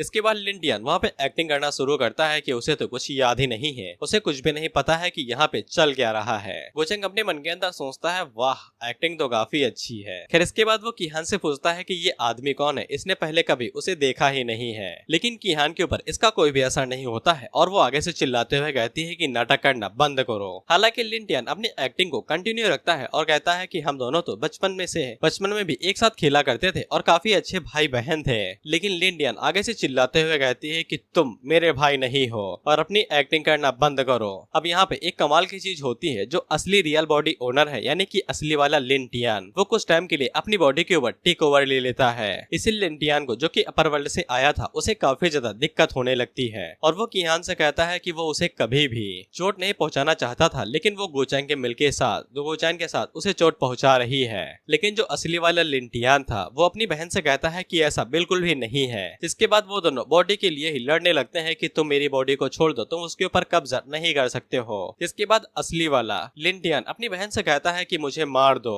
फिर गोचेंग के पास सिस्टम नोटिफिकेशन आता है कि उसने लिंटियान का जो लक था उसे पूरी तरीके से चूस निकाला है, इसीलिए अगर अब वो लिंटियान को मार भी देगा तो फिर उसके ऊपर कोई भी इफेक्ट नहीं पड़ेगा। वह भी कीहान को अपने भाई की ऐसी हालत देख के बहुत ज्यादा दुख होने लगता है। तो फिर गोचेंग कीहान से कहता है कि तुम्हें चिंता करने की जरूरत नहीं है, उसे अच्छे से पता है कि कीहान के ऊपर क्या बीत रही है, इसीलिए वो यहाँ से जा सकती है, बाकी गोचेंग इस बंदे को संभाल लेगा। जिसपे कीहान वहाँ से रोते हुए चली जाती है। इसके बाद गोचेंग वहाँ पे असली रूप में आता है और उसे कहता है कि तुम दोनों भाई बहन खून से जुड़े हुए हो, लेकिन क्या तुम्हें पता है कि उसने तुम्हारी बॉडी को दफनाया क्यों नहीं। जिसपे लिंटियान आगे से चिल्लाते हुए कहता है क्योंकि तुम बीच में आ गए थे और तुम्हारा मकसद क्या है। जिसपे गोचेंग वहाँ पे अपनी पावर्स को रिलीज करते हुए कहता है कि मेरा मकसद क्या है, क्या तुमने मुझे मारने की कोशिश नहीं की थी, और वैसे तुम मुझसे ये सवाल पूछ ही क्यों रहे हो। इसके बाद वो वहाँ पे अपनी पावर्स का हल्का सा तूफान लाता है और अपनी डिमोनिक एनर्जी को रिलीज करता है और लिंटियान उसकी डिमोनिक एनर्जी को देख के बहुत ज्यादा हैरान हो जाता है और पूछता है कि उसके पास ये डिमोनिक एनर्जी कैसे हो सकती है। हालांकि गोचेंग उसकी मुंडे के ऊपर अपना उंगली रखता है और उसे कहता है कि मरे हुए आदमी को ज्यादा जानने की जरूरत नहीं है। इसके बाद वो डायरेक्ट लिंटियान को वहीं पे खत्म कर देता है और शायद उसकी एनर्जी को भी एब्जॉर्ब कर लेगा। जिसके बाद हम लोग देखते हैं कि लिंटियान का गेम यहीं पे बजा दिया जाता है और साथ ही में उसने उसकी डिमोनिक एनर्जी को भी एब्जॉर्ब कर लिया था, जिससे उसकी नासेंट स्पिरिट और ज्यादा शक्तिशाली हो गई थी। वहीं पे गोचेंग को काफी अच्छे से पता था कि वो इस लेवल की डिमोनिक एनर्जी स्किल को यहाँ पे दिखा नहीं सकता है और उसे किसी भी कीमत पे इस बारे में किसी को पता नहीं चलने देना है। इसके बाद गोचेंग के पास सिस्टम की तरफ से एक नोटिफिकेशन आता है। अब यहाँ पे उसे तो पहला फर्स्ट किल का रिवॉर्ड चेस्ट मिलता है और दूसरा यहाँ पे ये नोटिफिकेशन था कि वो यहाँ पे अपने पॉइंट्स को एक्सचेंज भी कर सकता है, जैसे कि जो उसका लक पॉइंट है वो उनको 10 डायनेस्टी पॉइंट के अंदर एक्सचेंज कर सकता है, जो कि गोचेंग के लिए किसी ट्रम्प कार्ड से कम नहीं था जिसके बाद वो अपनी फर्स्ट किल चेस्ट को ओपन करता है तो फिर उसे 3 कमाल के रिवॉर्ड मिलते हैं, जिनमें से पहला लक प्लैंडरिंग कार्ड था, दूसरा ब्रोकन वर्ल्ड सीड में से 3 में से किसी एक का हिस्सा था और तीसरा reward system calculation multiplier card था। लक प्लैंडरिंग कार्ड का कमाल ये था कि अगर वो किसी ऐसे इंसान के ऊपर इसका इस्तेमाल करता है जो कि फेटेड वन है, यानी कि जिनका गोचन शिकार करता है, तो फिर उनकी लक वैल्यू एक झटके के अंदर 0 हो जाएगी और उसकी जो भी लक वैल्यू होगी वो डायरेक्ट गोचन को मिल जाएगी। बेसिकली इस कार्ड की मदद से गोचन किसी भी लोगों का लक चुरा सकता था। दूसरा रिवॉर्ड जो कि सिस्टम कैलकुलेशन मल्टीप्लायर कार्ड था, इसकी मदद से वो सिस्टम के रिवॉर्ड को मल्टीप्लाई कर सकता था और इसकी वैल्यू कुछ फैक्टर के ऊपर डिपेंड करती है कि कुछ फैक्टर पे ये डिवाइड होकर 0-1 पॉइंट पे मिलेगा, किसी पे ये 10 मिलेगा और किसी पे ये 100% डिवाइड कर सकता है। गोचन फैसला करता है कि वो इस मल्टीप्लायर कार्ड का इस्तेमाल ये जन को मारने के वक्त करेगा। जिसके बाद गोचन जब लक कार्ड को सिस्टम के मॉल के ऊपर चेक करता है तो फिर उसे पता चलता है कि इसकी कीमत 10,000 डायनेस्टी पॉइंट है। जिससे गोचन को अंदाजा लग जाता है कि सिस्टम उसे ये बताना चाहता है कि फ्यूचर में और भी ऐसे कई सारे लोग आ सकते हैं जिनकी लक वैल्यू काफी ज्यादा हाई हो सकती है। इसके बाद गोचन वहाँ पे एक और चेस्ट को ओपन करता है जो कि हेवनली चेस्ट थी, जिसके अंदर से गोचन को किस्मत वाले का हालो मिलता है, जिसको सिस्टम कन्वर्ट करके फेटेड विलन्स हालो कर देता है। हालो का मतलब हिंदी में प्रभा मंडल होता है, कोई ऐसी गोल चीज जिसके आसपास कोई चमकीली चीज घूम रही हो, पिक्चर के अंदर देख ही सकते हो। और गोचन को एक और रिवॉर्ड मिलता है जो कि डिवाइन किंग्स हार्ट था। फेटेड विलन हालो की मदद से गोचन यहाँ पे प्रॉपर विलन बन चुका है। अब उसका यहाँ पे एक ही काम है जो कि सन ऑफ फेट्स को मारना होगा और शायद से इस काम के बीच में उनकी लक वैल्यू को भी इग्नोर किया जा सकता है, यानी कुछ टाइम पे वो अब उन्हें इग्नोर करके डायरेक्ट मार सकता है। उसे लक के बारे में चिंता करने की जरूरत नहीं है, जिससे गोचन को समझ में आ जाता है कि उसे अब अपनी डायनेस्टी वैल्यू बढ़ानी पड़ेगी ताकि उसके पास ताकत आ सके जिसकी मदद से वह उन्हें डायरेक्ट मार सके। जिसके बाद गोचन डिवाइन किंग्स हार्ट को बाहर निकालता है। अब ये जो हार्ट है ये किसी डिवाइन कल्टीवेटर का होगा जिसकी कल्टीवेशन बहुत ज्यादा हाई है, इसीलिए गोचन इस दिल को अपने सीने के अंदर लगाता है और उसे फ्यूज कर लेता है। डिवाइन हार्ट को फ्यूज करने के बाद डायरेक्ट उसकी कल्टीवेशन बढ़ जाती है। अब यहाँ पे राइटर आलसी था तो उसने बताया नहीं कि कल्टीवेशन कहाँ से कितनी बड़ी है, बस हमें गोचन से इतना पता चलता है कि वो ब्रेक थ्रू करके advance stage of title Duke phase पे आ चुका है और अगर वो ड्यूक फेज की टॉप पोजीशन पे जाना चाहता है तो फिर उसे 5000 डायनेस्टी पॉइंट का इस्तेमाल करना पड़ेगा। इसके बाद गोचन वहाँ से बाहर निकल जाता है ताकि वो अल्टीमेट वेपन को ले सके और साथ ही में ये चन का मामला भी खत्म कर दे, क्योंकि अब उसकी कोई भी कीमत नहीं बची है। इसके बाद गोचन बाहर जाता है तो फिर किहान उसका इंतजार कर रही थी, जहाँ पे वो काफी ज्यादा उदास थी। गोचन उसे संभालते हुए कहता है कि उसे रोने की जरूरत नहीं है, उस गंदे आदमी ने भले ही उसकी बॉडी के ऊपर काफी टाइम से कब्जा किया होगा लेकिन वो ज्यादा देर तक बंद नहीं था, इसीलिए शायद से असली लिंटियान की सोल दोबारा साइकिल ऑफ रिकार्नेशन के अंदर जा सकती है, बेसिकली पुनर्जन्म के अंदर। अब इसके बाद हम लोग एशियन सिटी ऑफ चोंगयुए को देखते हैं जो कि सेंट्रल स्टेट से काफी ज्यादा दूर है लेकिन भाई भाई ही है। वहीं पे हम लोग कुछ लोगों को देखते हैं जो कि जिलाओ सेक्ट के डिस्ट्रॉय होने के बारे में बात कर रहे थे और वो गोचन के बारे में भी बात कर रहे थे कि उसका असली ओरिजिन क्या है और वो कहाँ से आया है। उसी टाइम पे वहाँ पे एक लड़की आती है जो कि कहती है कि कोई फर्क नहीं पड़ता है कि उसका ओरिजिन क्या है या फिर वो कहाँ से आया है, जब तक उसने ये चैन को परेशान किया है तो फिर वो लोग उससे बदला जरूर लेंगे। जिसपे वो लोग आगे से कहते हैं कि उन्हें चिंता करने की जरूरत नहीं है,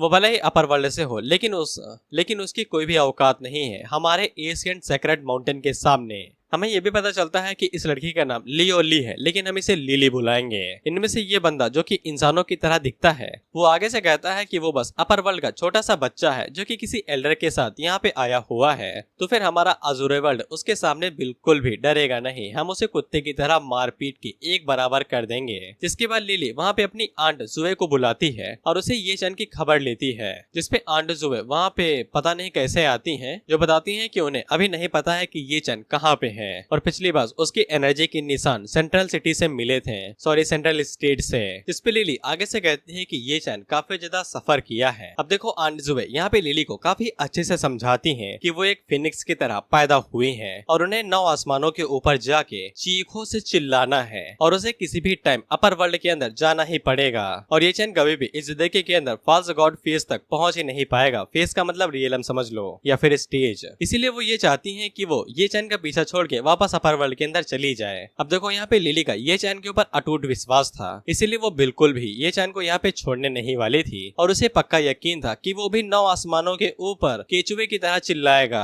आंटी जुए दोबारा उन्हें समझाती है कि उसका जो सर्वेंट है ना उसके पास 30,000 साल का एक्सपीरियंस है और तुम्हें क्या लगता है कि ये चैन की एबिलिटी उस ओल्ड सर्वेंट के सामने क्या होगी। लेकिन उन सभी लोगों को इससे घंटा फर्क नहीं पड़ता था और उन्हें अभी भी लग रहा था कि ये लोग गु चेंग और उसके ओल्ड सर्वेंट को आसानी के साथ हरा सकते हैं। तो फिर आंट जुए भी वहाँ पे हार मान लेती हैं और वो सिर्फ लिली से कहती हैं कि वो किसी को भी उसे चोट पहुंचाने नहीं देंगी। और मैं एक चीज अलग से बताना चाहता हूँ, आगे जो पैनल है ना वो बहुत ज्यादा कमाल का होने वाला है। ये सभी लोग यहाँ से बहुत कॉन्फिडेंस में जा रहे हैं, लेकिन जब ये वहाँ से लौट के आएंगे ना तब इन्हें PTSD डिसऑर्डर हो जाएगा, पास्ट ट्रॉमेटिक स्ट्रेस डिसऑर्डर, अतीत में हुई पुरानी और खतरनाक चीजों का तुम्हें डेली लाइफ में सताना। इधर हम लोग गुचेंग को देखते हैं जिसे सब कुछ पता था या फिर अंदाजा लग गया था। वह भी किहान अपनी स्किल दिखाती है तो फिर उसकी एल्केमी स्किल काफी ज्यादा अच्छी थी और गुचेंग उसकी तारीफ करता है। और उसी टाइम में वहाँ पे बहुत ज्यादा बिजलियां गड़गड़ाने लगती है, यानी कि वो सभी लोग यहाँ पे PTSD लेने आ रहे थे। वह पे लिन फैमिली के अभी जो पैट्रियार्च थे वो भाई बाहर आते हैं और पूछते हैं कि कौन उनकी फैमिली के अंदर जबरदस्ती घुसने की कोशिश कर रहा है। तो फिर वो सभी लोग अंदर घुसते हुए कहते हैं कि हम लोग यहाँ पे एशियन सेक्रेट माउंटेन से आए हुए हैं, जल्दी से हमें अपनी रिस्पेक्ट दिखाओ। जिससे वो सभी लोग इस बात का नाम सुन के काफी ज्यादा घबरा जाते हैं, क्योंकि एशियन सेक्रेट माउंटेन सेक्ट काफी ज्यादा पावरफुल सेक्ट है या फिर वर्ल्ड होगा। जिसके बाद लिली पैट्रिया से कहती है कि वो यहाँ पे गुचेंग से मिलने के लिए आई है और वो खुद को ये चैन की कजिन बताती है, यानी चचेरी बहन। वह पैट्रिया साफ मना कर देते हैं क्योंकि उन्हें काफी अच्छे से पता है कि गुचेंग की अगर मुंडी सटक गई तो वो एक ही बार में पूरी लिन फैमिली निकल जाएगा। उसी टाइम पे एक बंदा आगे बढ़ता है जो कि पैट्रियाज के सर के ऊपर उंगली रखता है और उससे कहता है कि अजूरे वर्ल्ड के अंदर तुम्हारी फैमिली की कोई भी औकात नहीं है। उसी टाइम पे जब वो ऊपर की तरफ देखता है तो ऊपर से बिजली रोशनी चमक रही थी और नीचे से एक एनर्जी की उंगली आती है जो कि स्यू से उस बंदे के ऊपर गिरती है और वो बंदा वहीं पे गायब हो जाता है। उसका प्रेशर और पावर इतना ज्यादा था कि वो सभी लोग कांप जाते हैं कि अचानक से यहाँ पे क्या हो गया। और जब लोग सामने देखते हैं तो फिर वो बंदा वहाँ से गायब ही हो गया था, ना हड्डी ना खून, कुछ भी नहीं। और तभी अंदर से गुचेंग की आवाज आती है जो कि उन लोगों से कहता है कि उन्हें अंदर आने दो। अब मैं इस अटैक को भाई शब्दों में डिस्क्राइब नहीं कर सकता। जब मैंने पहली बार इसे पढ़ा था ना तब मैंने बस एक ही चीज सोची थी कि भाई ने डिलीट बटन दबा दिया है। इसके बाद हम लोग उस बंदे की मास्टर या फिर सर्वेंट को देखते हैं जो कि आगे से रोने गाने लगती है कि उसका यंग मास्टर बेफालतू में ही मारा गया। वहीं पे वो सभी लोग जो कि अभी गुचेंग को कुत्ते की तरह पीटने की बात कर रहे थे उन सभी लोगों के भी पसीने छूट जाते हैं, क्योंकि उसकी पावर से जो एनर्जी निकली थी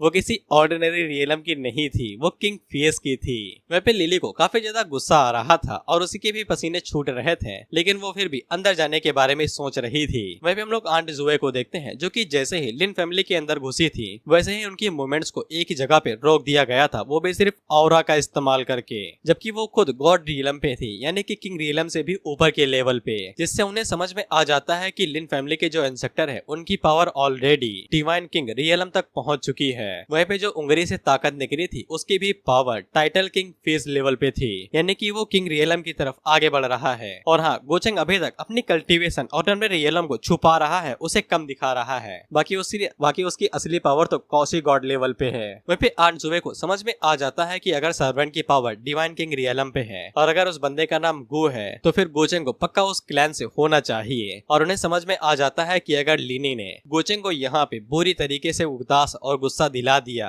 तो लिली का यहाँ से जिंदा जा पाना मगरमच्छ से पानी के अंदर फाइट करने के बराबर होगा।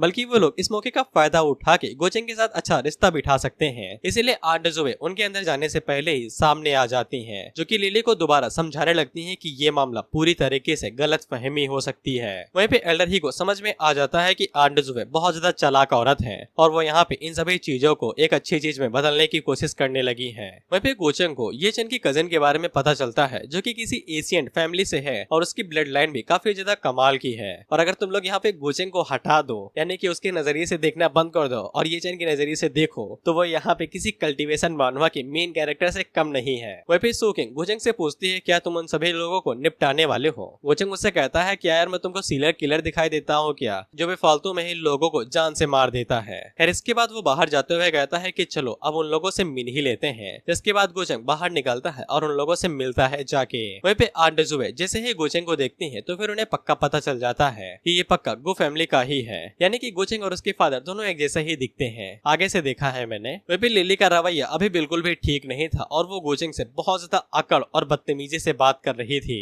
वह पे गोचेंग जब लिली को चेक करता है तो फिर उसे पता चलता है कि लिली के पास लक वैल्यू 800 से भी ज्यादा है और वो अपने मन के अंदर सोचता है कि साला ये चैन की वैल्यू लड़कियों के मामले में कुछ ज्यादा ही अच्छी है। लड़कियां उसके लिए मर मिटने को भी तैयार है। फिर इसके बाद आंट जुए आगे बढ़ती है और गोचेंग को अपने बारे में बताती है कि लिली ये फैमिली से है और वो अपर वर्ल्ड के अंदर लोअर वर्ल्ड के अंदर किसी काम से आई है और उसे यहाँ पे उसको प्रोटेक्शन के लिए लगाया गया है। और वो गोचेंग से रिक्वेस्ट करती है कि गोचेंग इस मामले को अपने दिल पे ना ले क्योंकि वो लोग यहाँ पे उसे गुस्सा दिलाने के लिए नहीं आए हैं। हालांकि लिली अभी भी आंट जुए से कह रही थी कि वो कुछ ज्यादा ही मक्खनबाजी कर रही है। आंट जुए के पसीने छूटने लगते हैं और वो लिली को समझाते हुए कहती है कि ये पक्का एक गलत फहमी है और उन्हें यहाँ पे इस चीज को बढ़ावा नहीं देना चाहिए जिससे दो फैमिलीज के बीच में बवाल हो सके और विवाद हो जाए। और हाँ, गोचेंग की फैमिली भी कोई एरी गहरी फैमिली नहीं है। अपर वर्ल्ड के अंदर वो सबसे पावरफुल फैमिलीज में से एक है। खैर गोचेंग आंट जुए से पूछता है कि आप यहाँ पे क्यों आई हैं और कुछ ज्यादा ही मीठे तरीके से बात कर रही हैं। तो फिर आंट जुए गोचेंग को जवाब देने से पहले उससे बड़े प्यार और निर्मलता से पूछती हैं क्या वो गो फैमिली से है जो कि पुरानी से पुरानी गो फैमिली है। लेकिन लिली भी एक एशियन फैमिली से आती है जो कि एक इमोर्टल क्लैन है ये फैमिली और वो दोनों फैमिलीज काफी अच्छी दोस्त पुराने टाइम से रही आई हैं। इससे अज़ूरे वर्ल्ड वाले लोग काफी ज्यादा हैरान हो जाते हैं क्योंकि वो लोग गोचेंग को ऐरा गहरा समझ रहे थे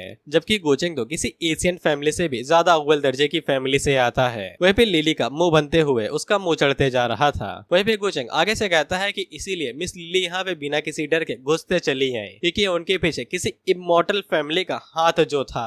वहीं पे गोचेंग आगे से कहता है कि हाँ, मेरे फैमिली बहुत ज्यादा कमाल के हैं और मेरे फादर ये फैमिली के साथ काफी पुराने तक काम करते हुए आए हैं और तुमने पक्का हमारे बारे में काफी अच्छे से सुना होगा। वहीं पे आंट जुए काफी ज्यादा हैरान हो जाती है कि गोचेंग गो फैमिली का आखिरी बचा हुआ सक्सेसर है, यानी कि गोचेंग फ्यूचर में गो फैमिली का हेड बनने वाला है। जैसे अज़ूरे वर्ल्ड वालों की और भी ज्यादा फटने लगती है क्योंकि वो लोग यहाँ पे गोचेंग को ऐरा गहरा समझ रहे थे लेकिन वो तो गो फैमिली का यंग मास्टर निकला। वहीं पे वो बंदा जिसके ऊपर डिलीट बटन दबाई गई थी उसकी सर्वेंट आगे से चिल्लाते हुए कहती है कि उसका यंग मास्टर तो बेफालतू में ही मारा गया। इसके बाद वहाँ पे जो भी लोग थे वो सभी अपना सर गोचेंग के सामने झुका लेते हैं और उससे आगे से जिंदगी की भीख मांगने लगते हैं कि उन लोगों ने गलती कर दी है और गोचेंग उन्हें माफ कर दे। वह पे लिली का मुंह बनते हुए और वो अपने मन के अंदर सोचती है कि ये यहाँ पे चल क्या रहा है। इसके बाद आंट जुए उसे भी माफी मांगने को कहती है क्योंकि गोचेंग बहुत ज्यादा कमाल का है और उसे ये चैन के बारे में ज्यादा नहीं सोचना चाहिए। लेकिन लिली वहाँ पे माफी मांगने से साफ मना कर देती है और वो गोचेंग के ऊपर इल्जाम लगाते हुए कहती है कि ये चैन के जो हालात है कि पूरी दुनिया उसके ऊपर कुत्ते की तरह हंस रही है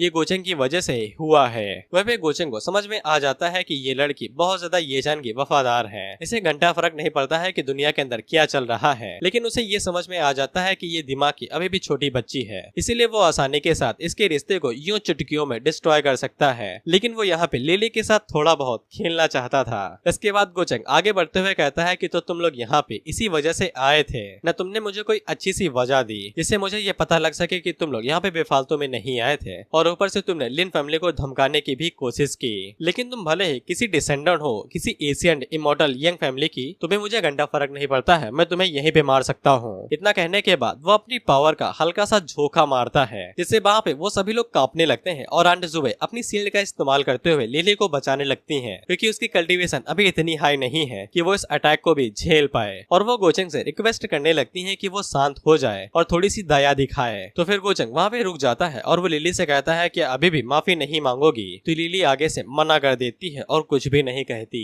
तो फिर गोचेंग वहाँ पे एल्डर ही को बुलाता है और उनसे कहता है कि अगले 10 सांसों के अंदर हर एक बंदे को मार देना जो यहाँ पे है और अगर वो थोड़ा सा भी रेजिस्ट करने की कोशिश करे तो फिर उसके पूरे क्लैन को ही मिटा देना। 10 सांसें यानी मुश्किल से 3 से 5 सेकेंड।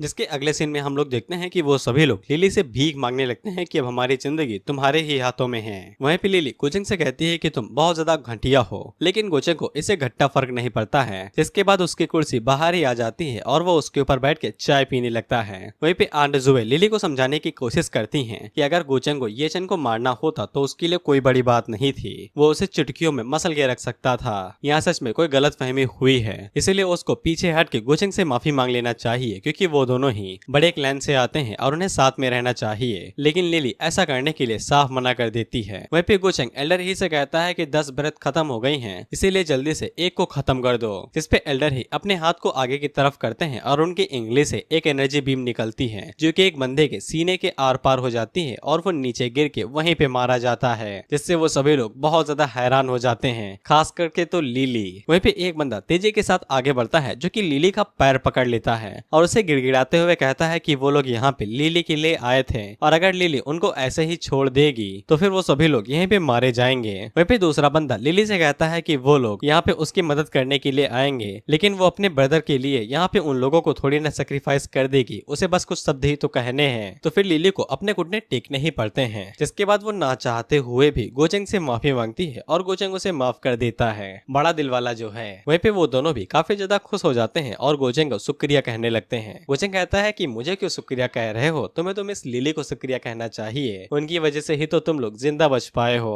वहीं पे लिली का खून बहुत जोरों से उबल रहा था, लेकिन वो अपने गुस्से को शांत करके कि वो यहाँ पे इंसाफ लेने के लिए आई है। गोचेंग आगे से कहता है क्या मैंने तुम्हें कभी छेड़ा, क्या मैंने तुम्हें देख के कभी सीटी मारी जो तुम यहाँ पे इंसाफ लेने के लिए आई हो। जिसपे सिस्टर लिली आगे से बताती है कि वो यहाँ पे ये चैन के लिए इंसाफ लेने के लिए आई है। जिसपे गोचेंग आगे से कहता है कि मैंने कभी उसके साथ कुछ किया ही नहीं है, या फिर तुम्हें ऐसा लगता है कि मुझे दूसरे तरीके से उसे ट्रीट करना चाहिए। मेरे लिए एक चींटी को मसलना कोई भी बड़ा काम नहीं है। जिससे लिली सच में बहुत ज्यादा हैरान हो जाती है कि गोचेंग के लिए सच में ये चैन को मारना कोई कड़ी बात नहीं है और उसे ये चैन के ऊपर शक होने लगता है कि उसी ने कुछ गड़बड़ की होगी। इसके बाद वो सुकिंग की तरफ देखते हुए सोचती है कहीं ये चैन ने इस लड़की की वजह से ये सब कुछ तो नहीं किया जैसा रूमर कहते हैं। इसके बाद वो सुकिंग की बॉडी को देखते हुए कहती है कि इसकी बॉडी भी कमाल की है, खासकर अपर बॉडी जो लिली के पास नहीं है। तुम साइज को नाप सकते हो, other side is Apple and another side is watermelon. खैर उससे बात में लगता है कि ये चैन काफी ज्यादा समझदार और सीधा बंदा है, वो कभी भी इतनी घटिया चीजें नहीं करेगा।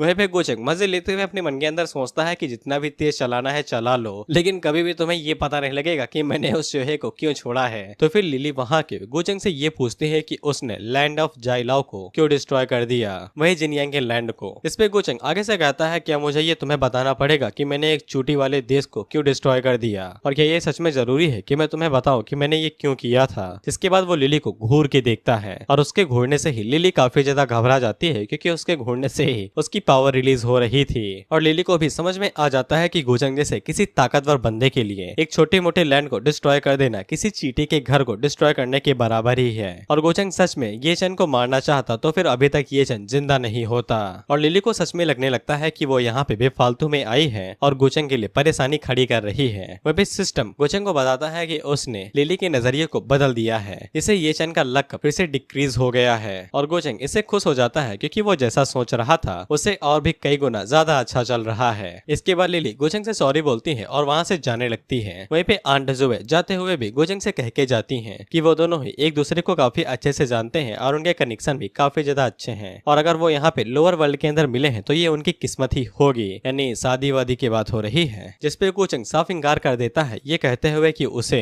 छोटी लड़कियों के अंदर बिल्कुल भी इंटरेस्ट नहीं है, जिससे लिली को बहुत बड़ा झटका लगता है और वो चिल्लाते हुए कहती है कि तुम्हारा क्या मतलब है। वहीं पे गोचेंग ने ये जानबूझ के कहा था क्योंकि उसे अच्छे से पता था कि लिली बहुत ज्यादा गर्व वाली बच्ची है, यानी कि प्राइड, और गोचेंग ने उसके घमंड को ये कह के तोड़ दिया है कि उसके अंदर लड़कियों वाली कोई क्वालिटी ही नहीं है। सिंपल सी बात है, अगर तुमने पनीर रोल ऑर्डर किया है और उसके अंदर पनीर ही नहीं है तो फिर तुम्हारे पनीर रोल खाने का फायदा ही क्या। फिर हम लोग गोचेंग को देखते हैं जो कि इस बारे में सोच रहा था कि ये चैन पक्का लिली से मिलेगा। इसके बाद वो ये भी सोच रहा था कि पता नहीं सीक्रेट रियलम के अंदर वो कब जाएगा और उसे बस इसी बात का इंतजार था कि कब वो सीक्रेट रियलम के अंदर जाता है और उसे पहले से ही पता था कि ये चैन अभी कहाँ पे है। इसके बाद हम लोग ये चैन को देखते हैं जो कि सीक्रेट रियलम के गेट के पास ही पहुंच चुका था। वहीं पे इसका प्लान बिल्कुल सिंपल था कि ये सीक्रेट रियलम के अंदर जाएगा, कोई खतरनाक वेपन ढूंढेगा, जिसके बाद गोचेंग का कत्ल कर देगा। जिसके बाद वो सीनियर सिस्टर से पूछता है कि उन्हें इस बारे में क्या लगता है, क्या उनका रिवेंज सच में पूरा हो जाएगा। जिसपे सीनियर सिस्टर आगे से मुंह बना के कहती है कि हाँ परफेक्ट प्लान लगता तो है, लेकिन अगर गोचेंग के पास मैप हुआ या फिर कोई दूसरी ट्रिक हुई तो फिर तुम्हारे लग भी सकते हैं। वहीं पे ये को सीनियर सिस्टर के ऊपर धीरे धीरे शक होने लगा था कि ये पार्टी बदल रही है, क्योंकि जब से इन्हें गोचेंग की तरफ से पिल मिली थी तब से इनका रवैया गोचेंग की तरफ बदलता जा रहा था।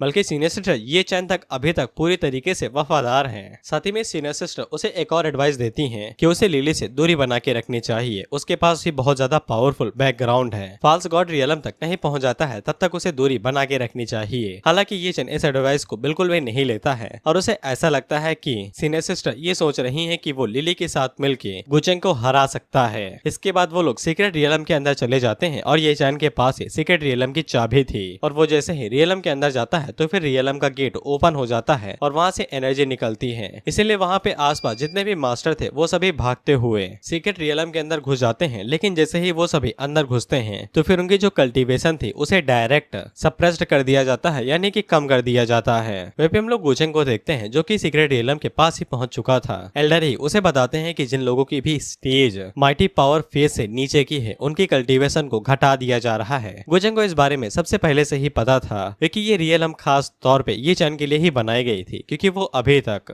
माइटी पावर फेज तक ही नहीं पहुंच पाया था। वहीं पे गुचेंग को क्या ही फर्क पड़ता था उसकी लेवल वो लोग कितना ज्यादा कम कर देंगे। इसके बाद वो सभी लोग भी नीचे उतर आते हैं और गुचेंग अपने लोगों को लेके सीक्रेट रियलम के अंदर चला जाता है। इसके बाद अगला सीन डायरेक्ट ये चैन का होता है जहाँ पे हम देखते हैं कि वो शिकार कर रहा था और उसी टाइम पे उसके पास लिली और उसके बाकी साथी लोग आते हैं। वहीं पे चंद भाई साहब जैसे ही लिली को देखते हैं तो उनकी आंखों के अंदर हम लोग मोहब्बत का कीड़ा देख पाते हैं। वहीं पे आंट जुए जैसे ही ये चैन को देखते हैं तो उसे गाली देने लगती है कि उसके पास कोई भी क्वालिफिकेशन नहीं है लिली के साथ रहने की। वहीं पे ये चैन आंट जुए से कहता है कि उनके शब्द कुछ ज्यादा ही नुकीले हो रखे हैं, जिसपे आंट जुए भी उसे तगड़ा जवाब देते हुए कहती है कि तुम जैसे कीड़े कभी भी आसमान में ड्रैगन की तरह उड़ नहीं पाएंगे, सिर्फ गोचांग जैसा ही कोई लिली के लिए वर्दी है। जिसपे लिली आंट जुए से कहती है कि उनका क्या मतलब है। तो फिर आंट जुए आगे से कहती है कि अगर ये चैन वाला किस्सा ना हुआ होता तो फिर गोचांग उसे कभी भी इतनी बुरी तरीके से ट्रीट नहीं करता। जिससे ये चैन को पता चल जाता है कि यहाँ पे गोचांग के साथ कोई तो बवाल हुआ है और वो लिली से पूछने लगता है कि असल में हुआ क्या था, क्या उसे कोई दिक्कत हुई। जिसपे लिली उसे बता देती है कि गोचांग गु फैमिली का यंग मास्टर है और उनकी फैमिली लिली की फैमिली से भी ज्यादा शक्तिशाली है। इसीलिए अगर ये चैन सच में गोचांग से निपटना चाहता है तो फिर उसे और भी ज्यादा समझदार होना पड़ेगा। हालांकि भाई साहब का आत्मविश्वास 7वें आसमान से भी ऊपर का था। इन्हें लग रहा था कि गोचांग यहाँ पे इनका कुछ नहीं उखाड़ पाएगा।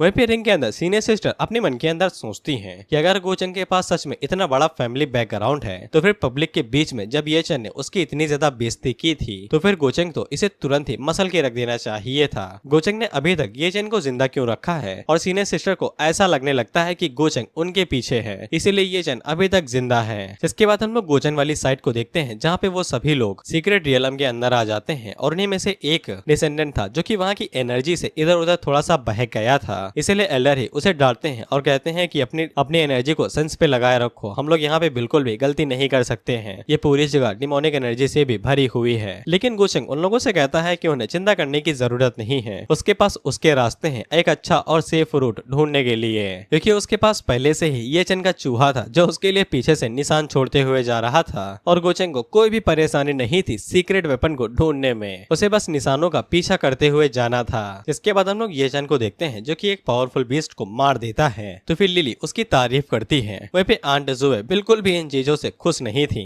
वहीं पे ये चैन धीरे धीरे अपनी मंजिल तक पहुंच रहा था और वो उस बंदे के पैलेस तक पहुंच चुका था जहाँ की ये सीक्रेट रियलम है। लेकिन उसी टाइम पे उन लोगों के ऊपर एक ताकतवर बीस्ट अटैक कर देता है जो कि बहुत ज्यादा शक्तिशाली था। लेकिन आंट जुए जो कि अलग ही लेवल भी थी वो आसानी के साथ उस बीस्ट को एक ही हाथ मारती है और उसे भाई डिस्ट्रॉय कर देती है और वो घरों को तोड़ते हुए दूर जाके गिरता है। लेकिन उसी टाइम पे वहाँ पे और भी कई सारे बीस्ट आ जाते हैं जो कि उन्हें चारों तरफ से घेर लेते हैं। तो फिर लिली ये चैन से कहती है कि वो लोग इन्हें रोक के रखते हैं तब तक वो आगे जाए और इनहेरिटेंस को ले ले, जिसपे ये चैन इस चीज के लिए मानता है और तुरंत आगे की तरफ निकल जाता है। वहीं पे लिली के लोग आगे फाइट कर पाते कि उससे पहले ही वहाँ पे गोचांग आ जाता है जो कि एक ही बार में उन सभी बीस्टों को मार के रख देता है। वहीं पे लिली जैसे ही गोचांग को देखती है तो वो चिल्ला के पूछती है कि तुम यहाँ पे क्या कर रहे हो और ऐसे इतनी जल्दी यहाँ पे कैसे आ गए। जिसपे गोचांग आगे से कहता है कि ये तो तुम्हारे ब्रदर चन का ही कमाल है जो हम लोग इतनी जल्दी यहाँ पे पहुंच आए। जिसपे लिली को देर नहीं लगती है कि गोचांग ने अभी तक ये चैन को इसीलिए जिंदा रखा था ताकि वो उसके इस्तेमाल से सीक्रेट रियलम के अंदर आके इनहेरिटेंस को ले सके। जिसपे गोचांग लिली से कहता है कि काफी ज्यादा चालाक हो। लेकिन लिली को एक चीज समझ में नहीं आती है कि गोचांग बहुत बड़ी फैमिली के अंदर पैदा हुआ है और वो किसी भी टाइप की इनहेरिटेंस को ले सकता है, लेकिन उसने सुप्रीम मास्टर मौसलम की रियलम के ऊपर ही नजर क्यों डाली। जिसपे गोचांग उसे कहता है कि ये तुम्हारी समझने की चीज नहीं है, लेकिन उससे पहले मैंने पहले ही तुम लोगों के प्लान को जान लिया है। इसके बाद गोचांग अपने लोगों से कहता है कि जाओ और जाके रास्ता बनाओ। जिसपे चारों एल्डर आगे बढ़ते हैं और वो चारों अपनी पावर का इस्तेमाल करते हुए उन लोगों के ऊपर अटैक कर देते हैं। वहीं पे आंट जुए आगे बढ़ के लिली को बचाने के लिए कोशिश करने लगती हैं, लेकिन उसी टाइम पे एल्डर ही पलक झपकते ही उनके सामने आ जाते हैं और सीधा कहते हैं कि हिलना नहीं। तो फिर आंट जुए वहां से हिलती तक नहीं है। जिसके बाद वहां पे एक तगड़ा धमाका होता है और पूरी जगह डिस्ट्रॉय हो जाती है। जो भी बीस्ट थे वो तो मारे ही जाते हैं, लेकिन वो पूरी जगह डिस्ट्रॉय होने के साथ साथ लिली और उसके साथी भी बुरी तरीके से घायल हो जाते हैं। और गोचंग बड़े आराम से लिली के सामने ही आगे बढ़ते हुए चला जाता है और एल्डर ही से कहता है कि किसी को भी अंदर आने मत देना। जिसके बाद हम लोग ये चान को देखते हैं जो कि बहुत ज्यादा खुशी खुशी अंदर जाता है। तो फिर वहाँ पे बहुत ज्यादा डिमोनिक एनर्जी थी, लेकिन ये चान अपने साथ पिल पहले ही लेके आया था। जिसके बाद जब वो दरवाजा खोलता है तो फिर अंदर से बहुत ज्यादा दबाव निकलता है जो उसे पीछे की तरफ धकेल देता है। लेकिन वो अंदर जाते हुए मन के अंदर सोचता है कि खजाना कहाँ पे है। उसी टाइम पे पीछे से गोचेंग उससे कहता है कि वो थ्रोन के ऊपर मास्टर के सीने के अंदर घुसा हुआ है। जिसे ये चान हैरान होकर पीछे की तरफ देखता है तो फिर उसे पता चलता है कि गोचेंग वहाँ पे आ चुका है और वो उसे मुस्कुराते हुए देख रहा है। ये चान उसे हैरान होकर पूछता है कि उसे इस जगह के बारे में पता कैसे चला। जिसपे गोचेंग उसे बता देता है कि आप ही की मदद से हम यहाँ पे पहुंचे हैं।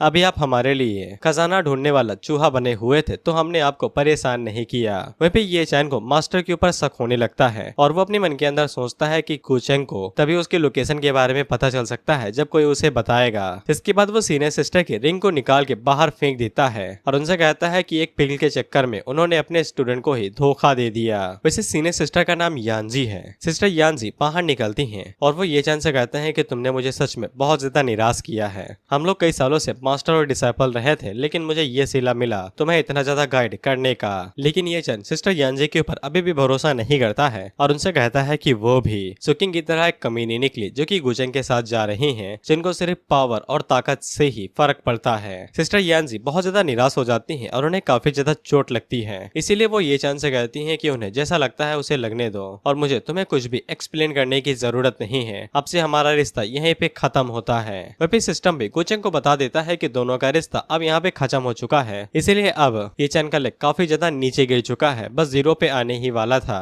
वही भी गोचेंग आगे बढ़ता है और सिस्टर यांजी से कहता है कि वो पहले से काफी ज्यादा इम्प्रूव हो गई हैं। इसमें सिस्टर यांजी गोचेंग से कहती हैं कि ये उसी की मेहरबानी है, नहीं तो उसे काफी ज्यादा टाइम लग जाता अपनी फिजिकल फॉर्म को भी गेन करने में, और पता नहीं वो कब तक सोल का हिस्सा बना इधर उधर घूमा करती। वही भी गोचेंग ये चैन का चेहरा देख के कहता है कि ऐसा लगता है कि उसने बहुत बड़ी गलतफहमी पाल ली है। मैंने जिस तरह से यहाँ पे शब्दों का इस्तेमाल किया उसे ऐसा लगता है कि तुमने ही उसकी लोकेशन को लीक किया होगा। इस पे सिस्टर यांजी गोचेंग से कहती है कि ये उसकी गलती नहीं है और अपने मन के अंदर सोचते हैं कि गोचेंग यहाँ पे उन्हें बचाने की कोशिश कर रहा है और आज तक ये चैन ने भी उसे कभी पूरी तरीके से अपना मास्टर माना ही नहीं था। लेकिन ये चैन आगे से चिल्लाते हुए कहता है कि तुम दोनों ने एक साथ मिलकर मुझे फंसाया है ताकि मैं इस पैलेस का दरवाजा तुम्हारे लिए खोल सकूं। लेकिन गोचेंग इन सभी बातों को इग्नोर करते हुए उसको ताना देने लगता है कि उसके पास इतनी कमाल की मास्टर थी, लेकिन इसके बावजूद उसने कभी भी उसकी इज्जत नहीं की बल्कि उसका दिल भी तोड़ दिया।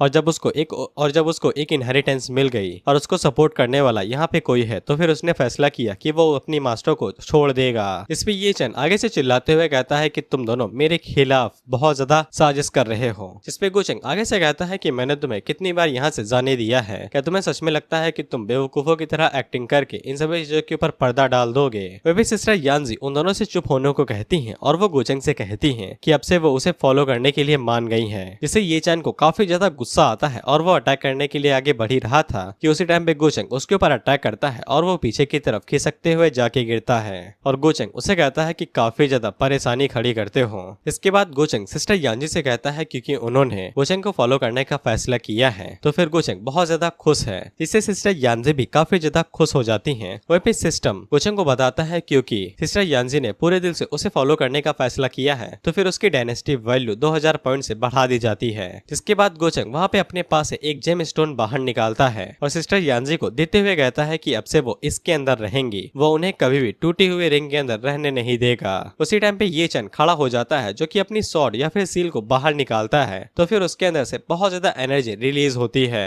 वहीं पे गोचेंग सिस्टर यांजी से कहता है कि वो इस सोल नटरिंग जेड के अंदर रहे जेम स्टोन, तब तक वो यहाँ का सब कुछ संभाल लेगा। वह भी सिस्टर यांजी जाने से पहले गोचेंग को बता के जाती हैं कि उसके हाथों के अंदर जो की है वो यहाँ की सभी एरे को कंट्रोल करने में उसकी मदद करेगी। उसके हाथों में कमाल की ताकत है, इसीलिए गोचेंग को सावधान रहना चाहिए। वहीं पे हम लोग ये चैन को देखते हैं जो कि अपनी एनर्जी का इस्तेमाल करके वहाँ पे स्पिरिचुअल बॉडी बना लेता है और इसी इसी का इस्तेमाल करते हुए गोचंग के ऊपर अटैक करने के लिए ताकत के साथ आगे बढ़ रहा था। उसी टाइम पे गोचंग अपनी पावर को रिलीज करते हुए कहता है कि यहाँ के ट्रैप्स मेरा एक बाल भी नहीं उखाड़ सकते हैं। जिसके बाद गोचंग भी वहाँ पे अपनी पावर्स को रिलीज करता है और अपनी स्पिरिचुअल बॉडी को बना लेता है, जो कि ये चैन की स्पिरिचुअल बॉडी को आसानी के साथ रोक लेती है। और उसी टाइम पे वो जो अल्टीमेट वेपन था वो भी आगे से हिलने लगता है। ये चैन पूछता है कि उसे क्या हुआ, लेकिन गोचंग उससे कहता है कि मरते हुए आदमी को ज्यादा जानने की जरूरत नहीं है। इसके बाद गोचंग की स्पिरिचुअल बॉडी आगे बढ़ती है और वो अटैक करने ही वाली थी कि उसी टाइम पे ये चैन आगे से अपने मूव का इस्तेमाल करते हुए कहता है कि वो ऐसा कभी भी नहीं होने देगा और उसकी स्पिरिचुअल बॉडी अपने मुंह से एनर्जी बीम फेंकने वाली थी, लेकिन गोचंग की स्पिरिचुअल बॉडी उसका मुंह पकड़ के उसको बंद कर देती है, जिससे वो एनर्जी बाहर ही नहीं निकलती है और वो पूरी स्पिरिचुअल बॉडी अंदर से ही डिस्ट्रॉय हो जाती है और साथ ही में ये चैन के हाथों में जो की थी वो भी डिस्ट्रॉय हो जाती है। जिसके बाद वहाँ पे बूम करके एक तगड़ा धमाका होता है और ये चैन पीछे जाके गिरता है।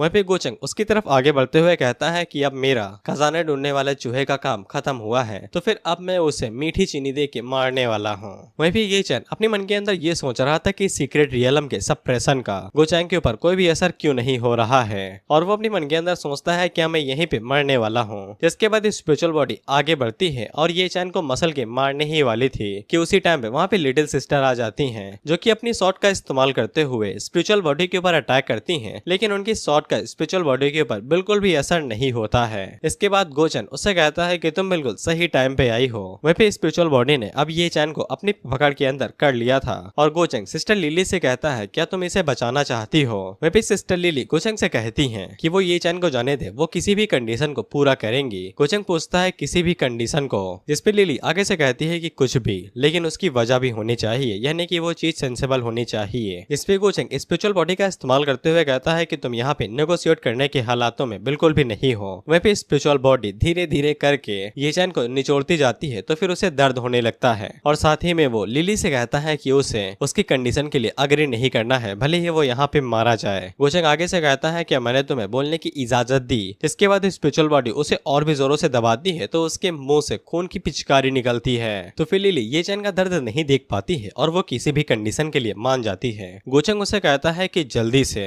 सी ऑफ कॉन्सिनेंस को खोलो और मेरे एनस्लेवमेंट सील को एक्सेप्ट करो। सी ऑफ कॉन्सिनेंस यानी कि मन की बुद्धि, स्पिरिचुअल रूट या फिर दिल, जो भी चीजें हैं समझ लो, और बाकी एनस्लेवमेंट सील के बारे में तुम्हें बताने की तो जरूरत नहीं है। वहीं पे ये चैन इसके लिए साफ मना कर रहा था तो फिर गोचंग उसे और दबाता है और उसके मुंह से पिचकारी निकलने लगती है। लिली इसके लिए मान जाती है और वो इन सभी चीजों को पूरा करने के लिए रेडी थी क्योंकि उसके पास एक कमाल की टेक्निक थी। दरअसल ये फैमिली के पास नासेंट स्पिरिट टेक्निक होती है जो भी किसी भी तरह के स्पेल को वहीं पे जमा सकती है। इसीलिए लिली को लग रहा था कि वो आसानी के साथ गोचंग के एनस्लेवमेंट सील को आसानी के साथ रोक सकती है और उसे तोड़ सकती है। बस उसे गोचंग को कसम खिलवानी थी जिससे गोचंग अपने शब्दों से पीछे नहीं हटेगा।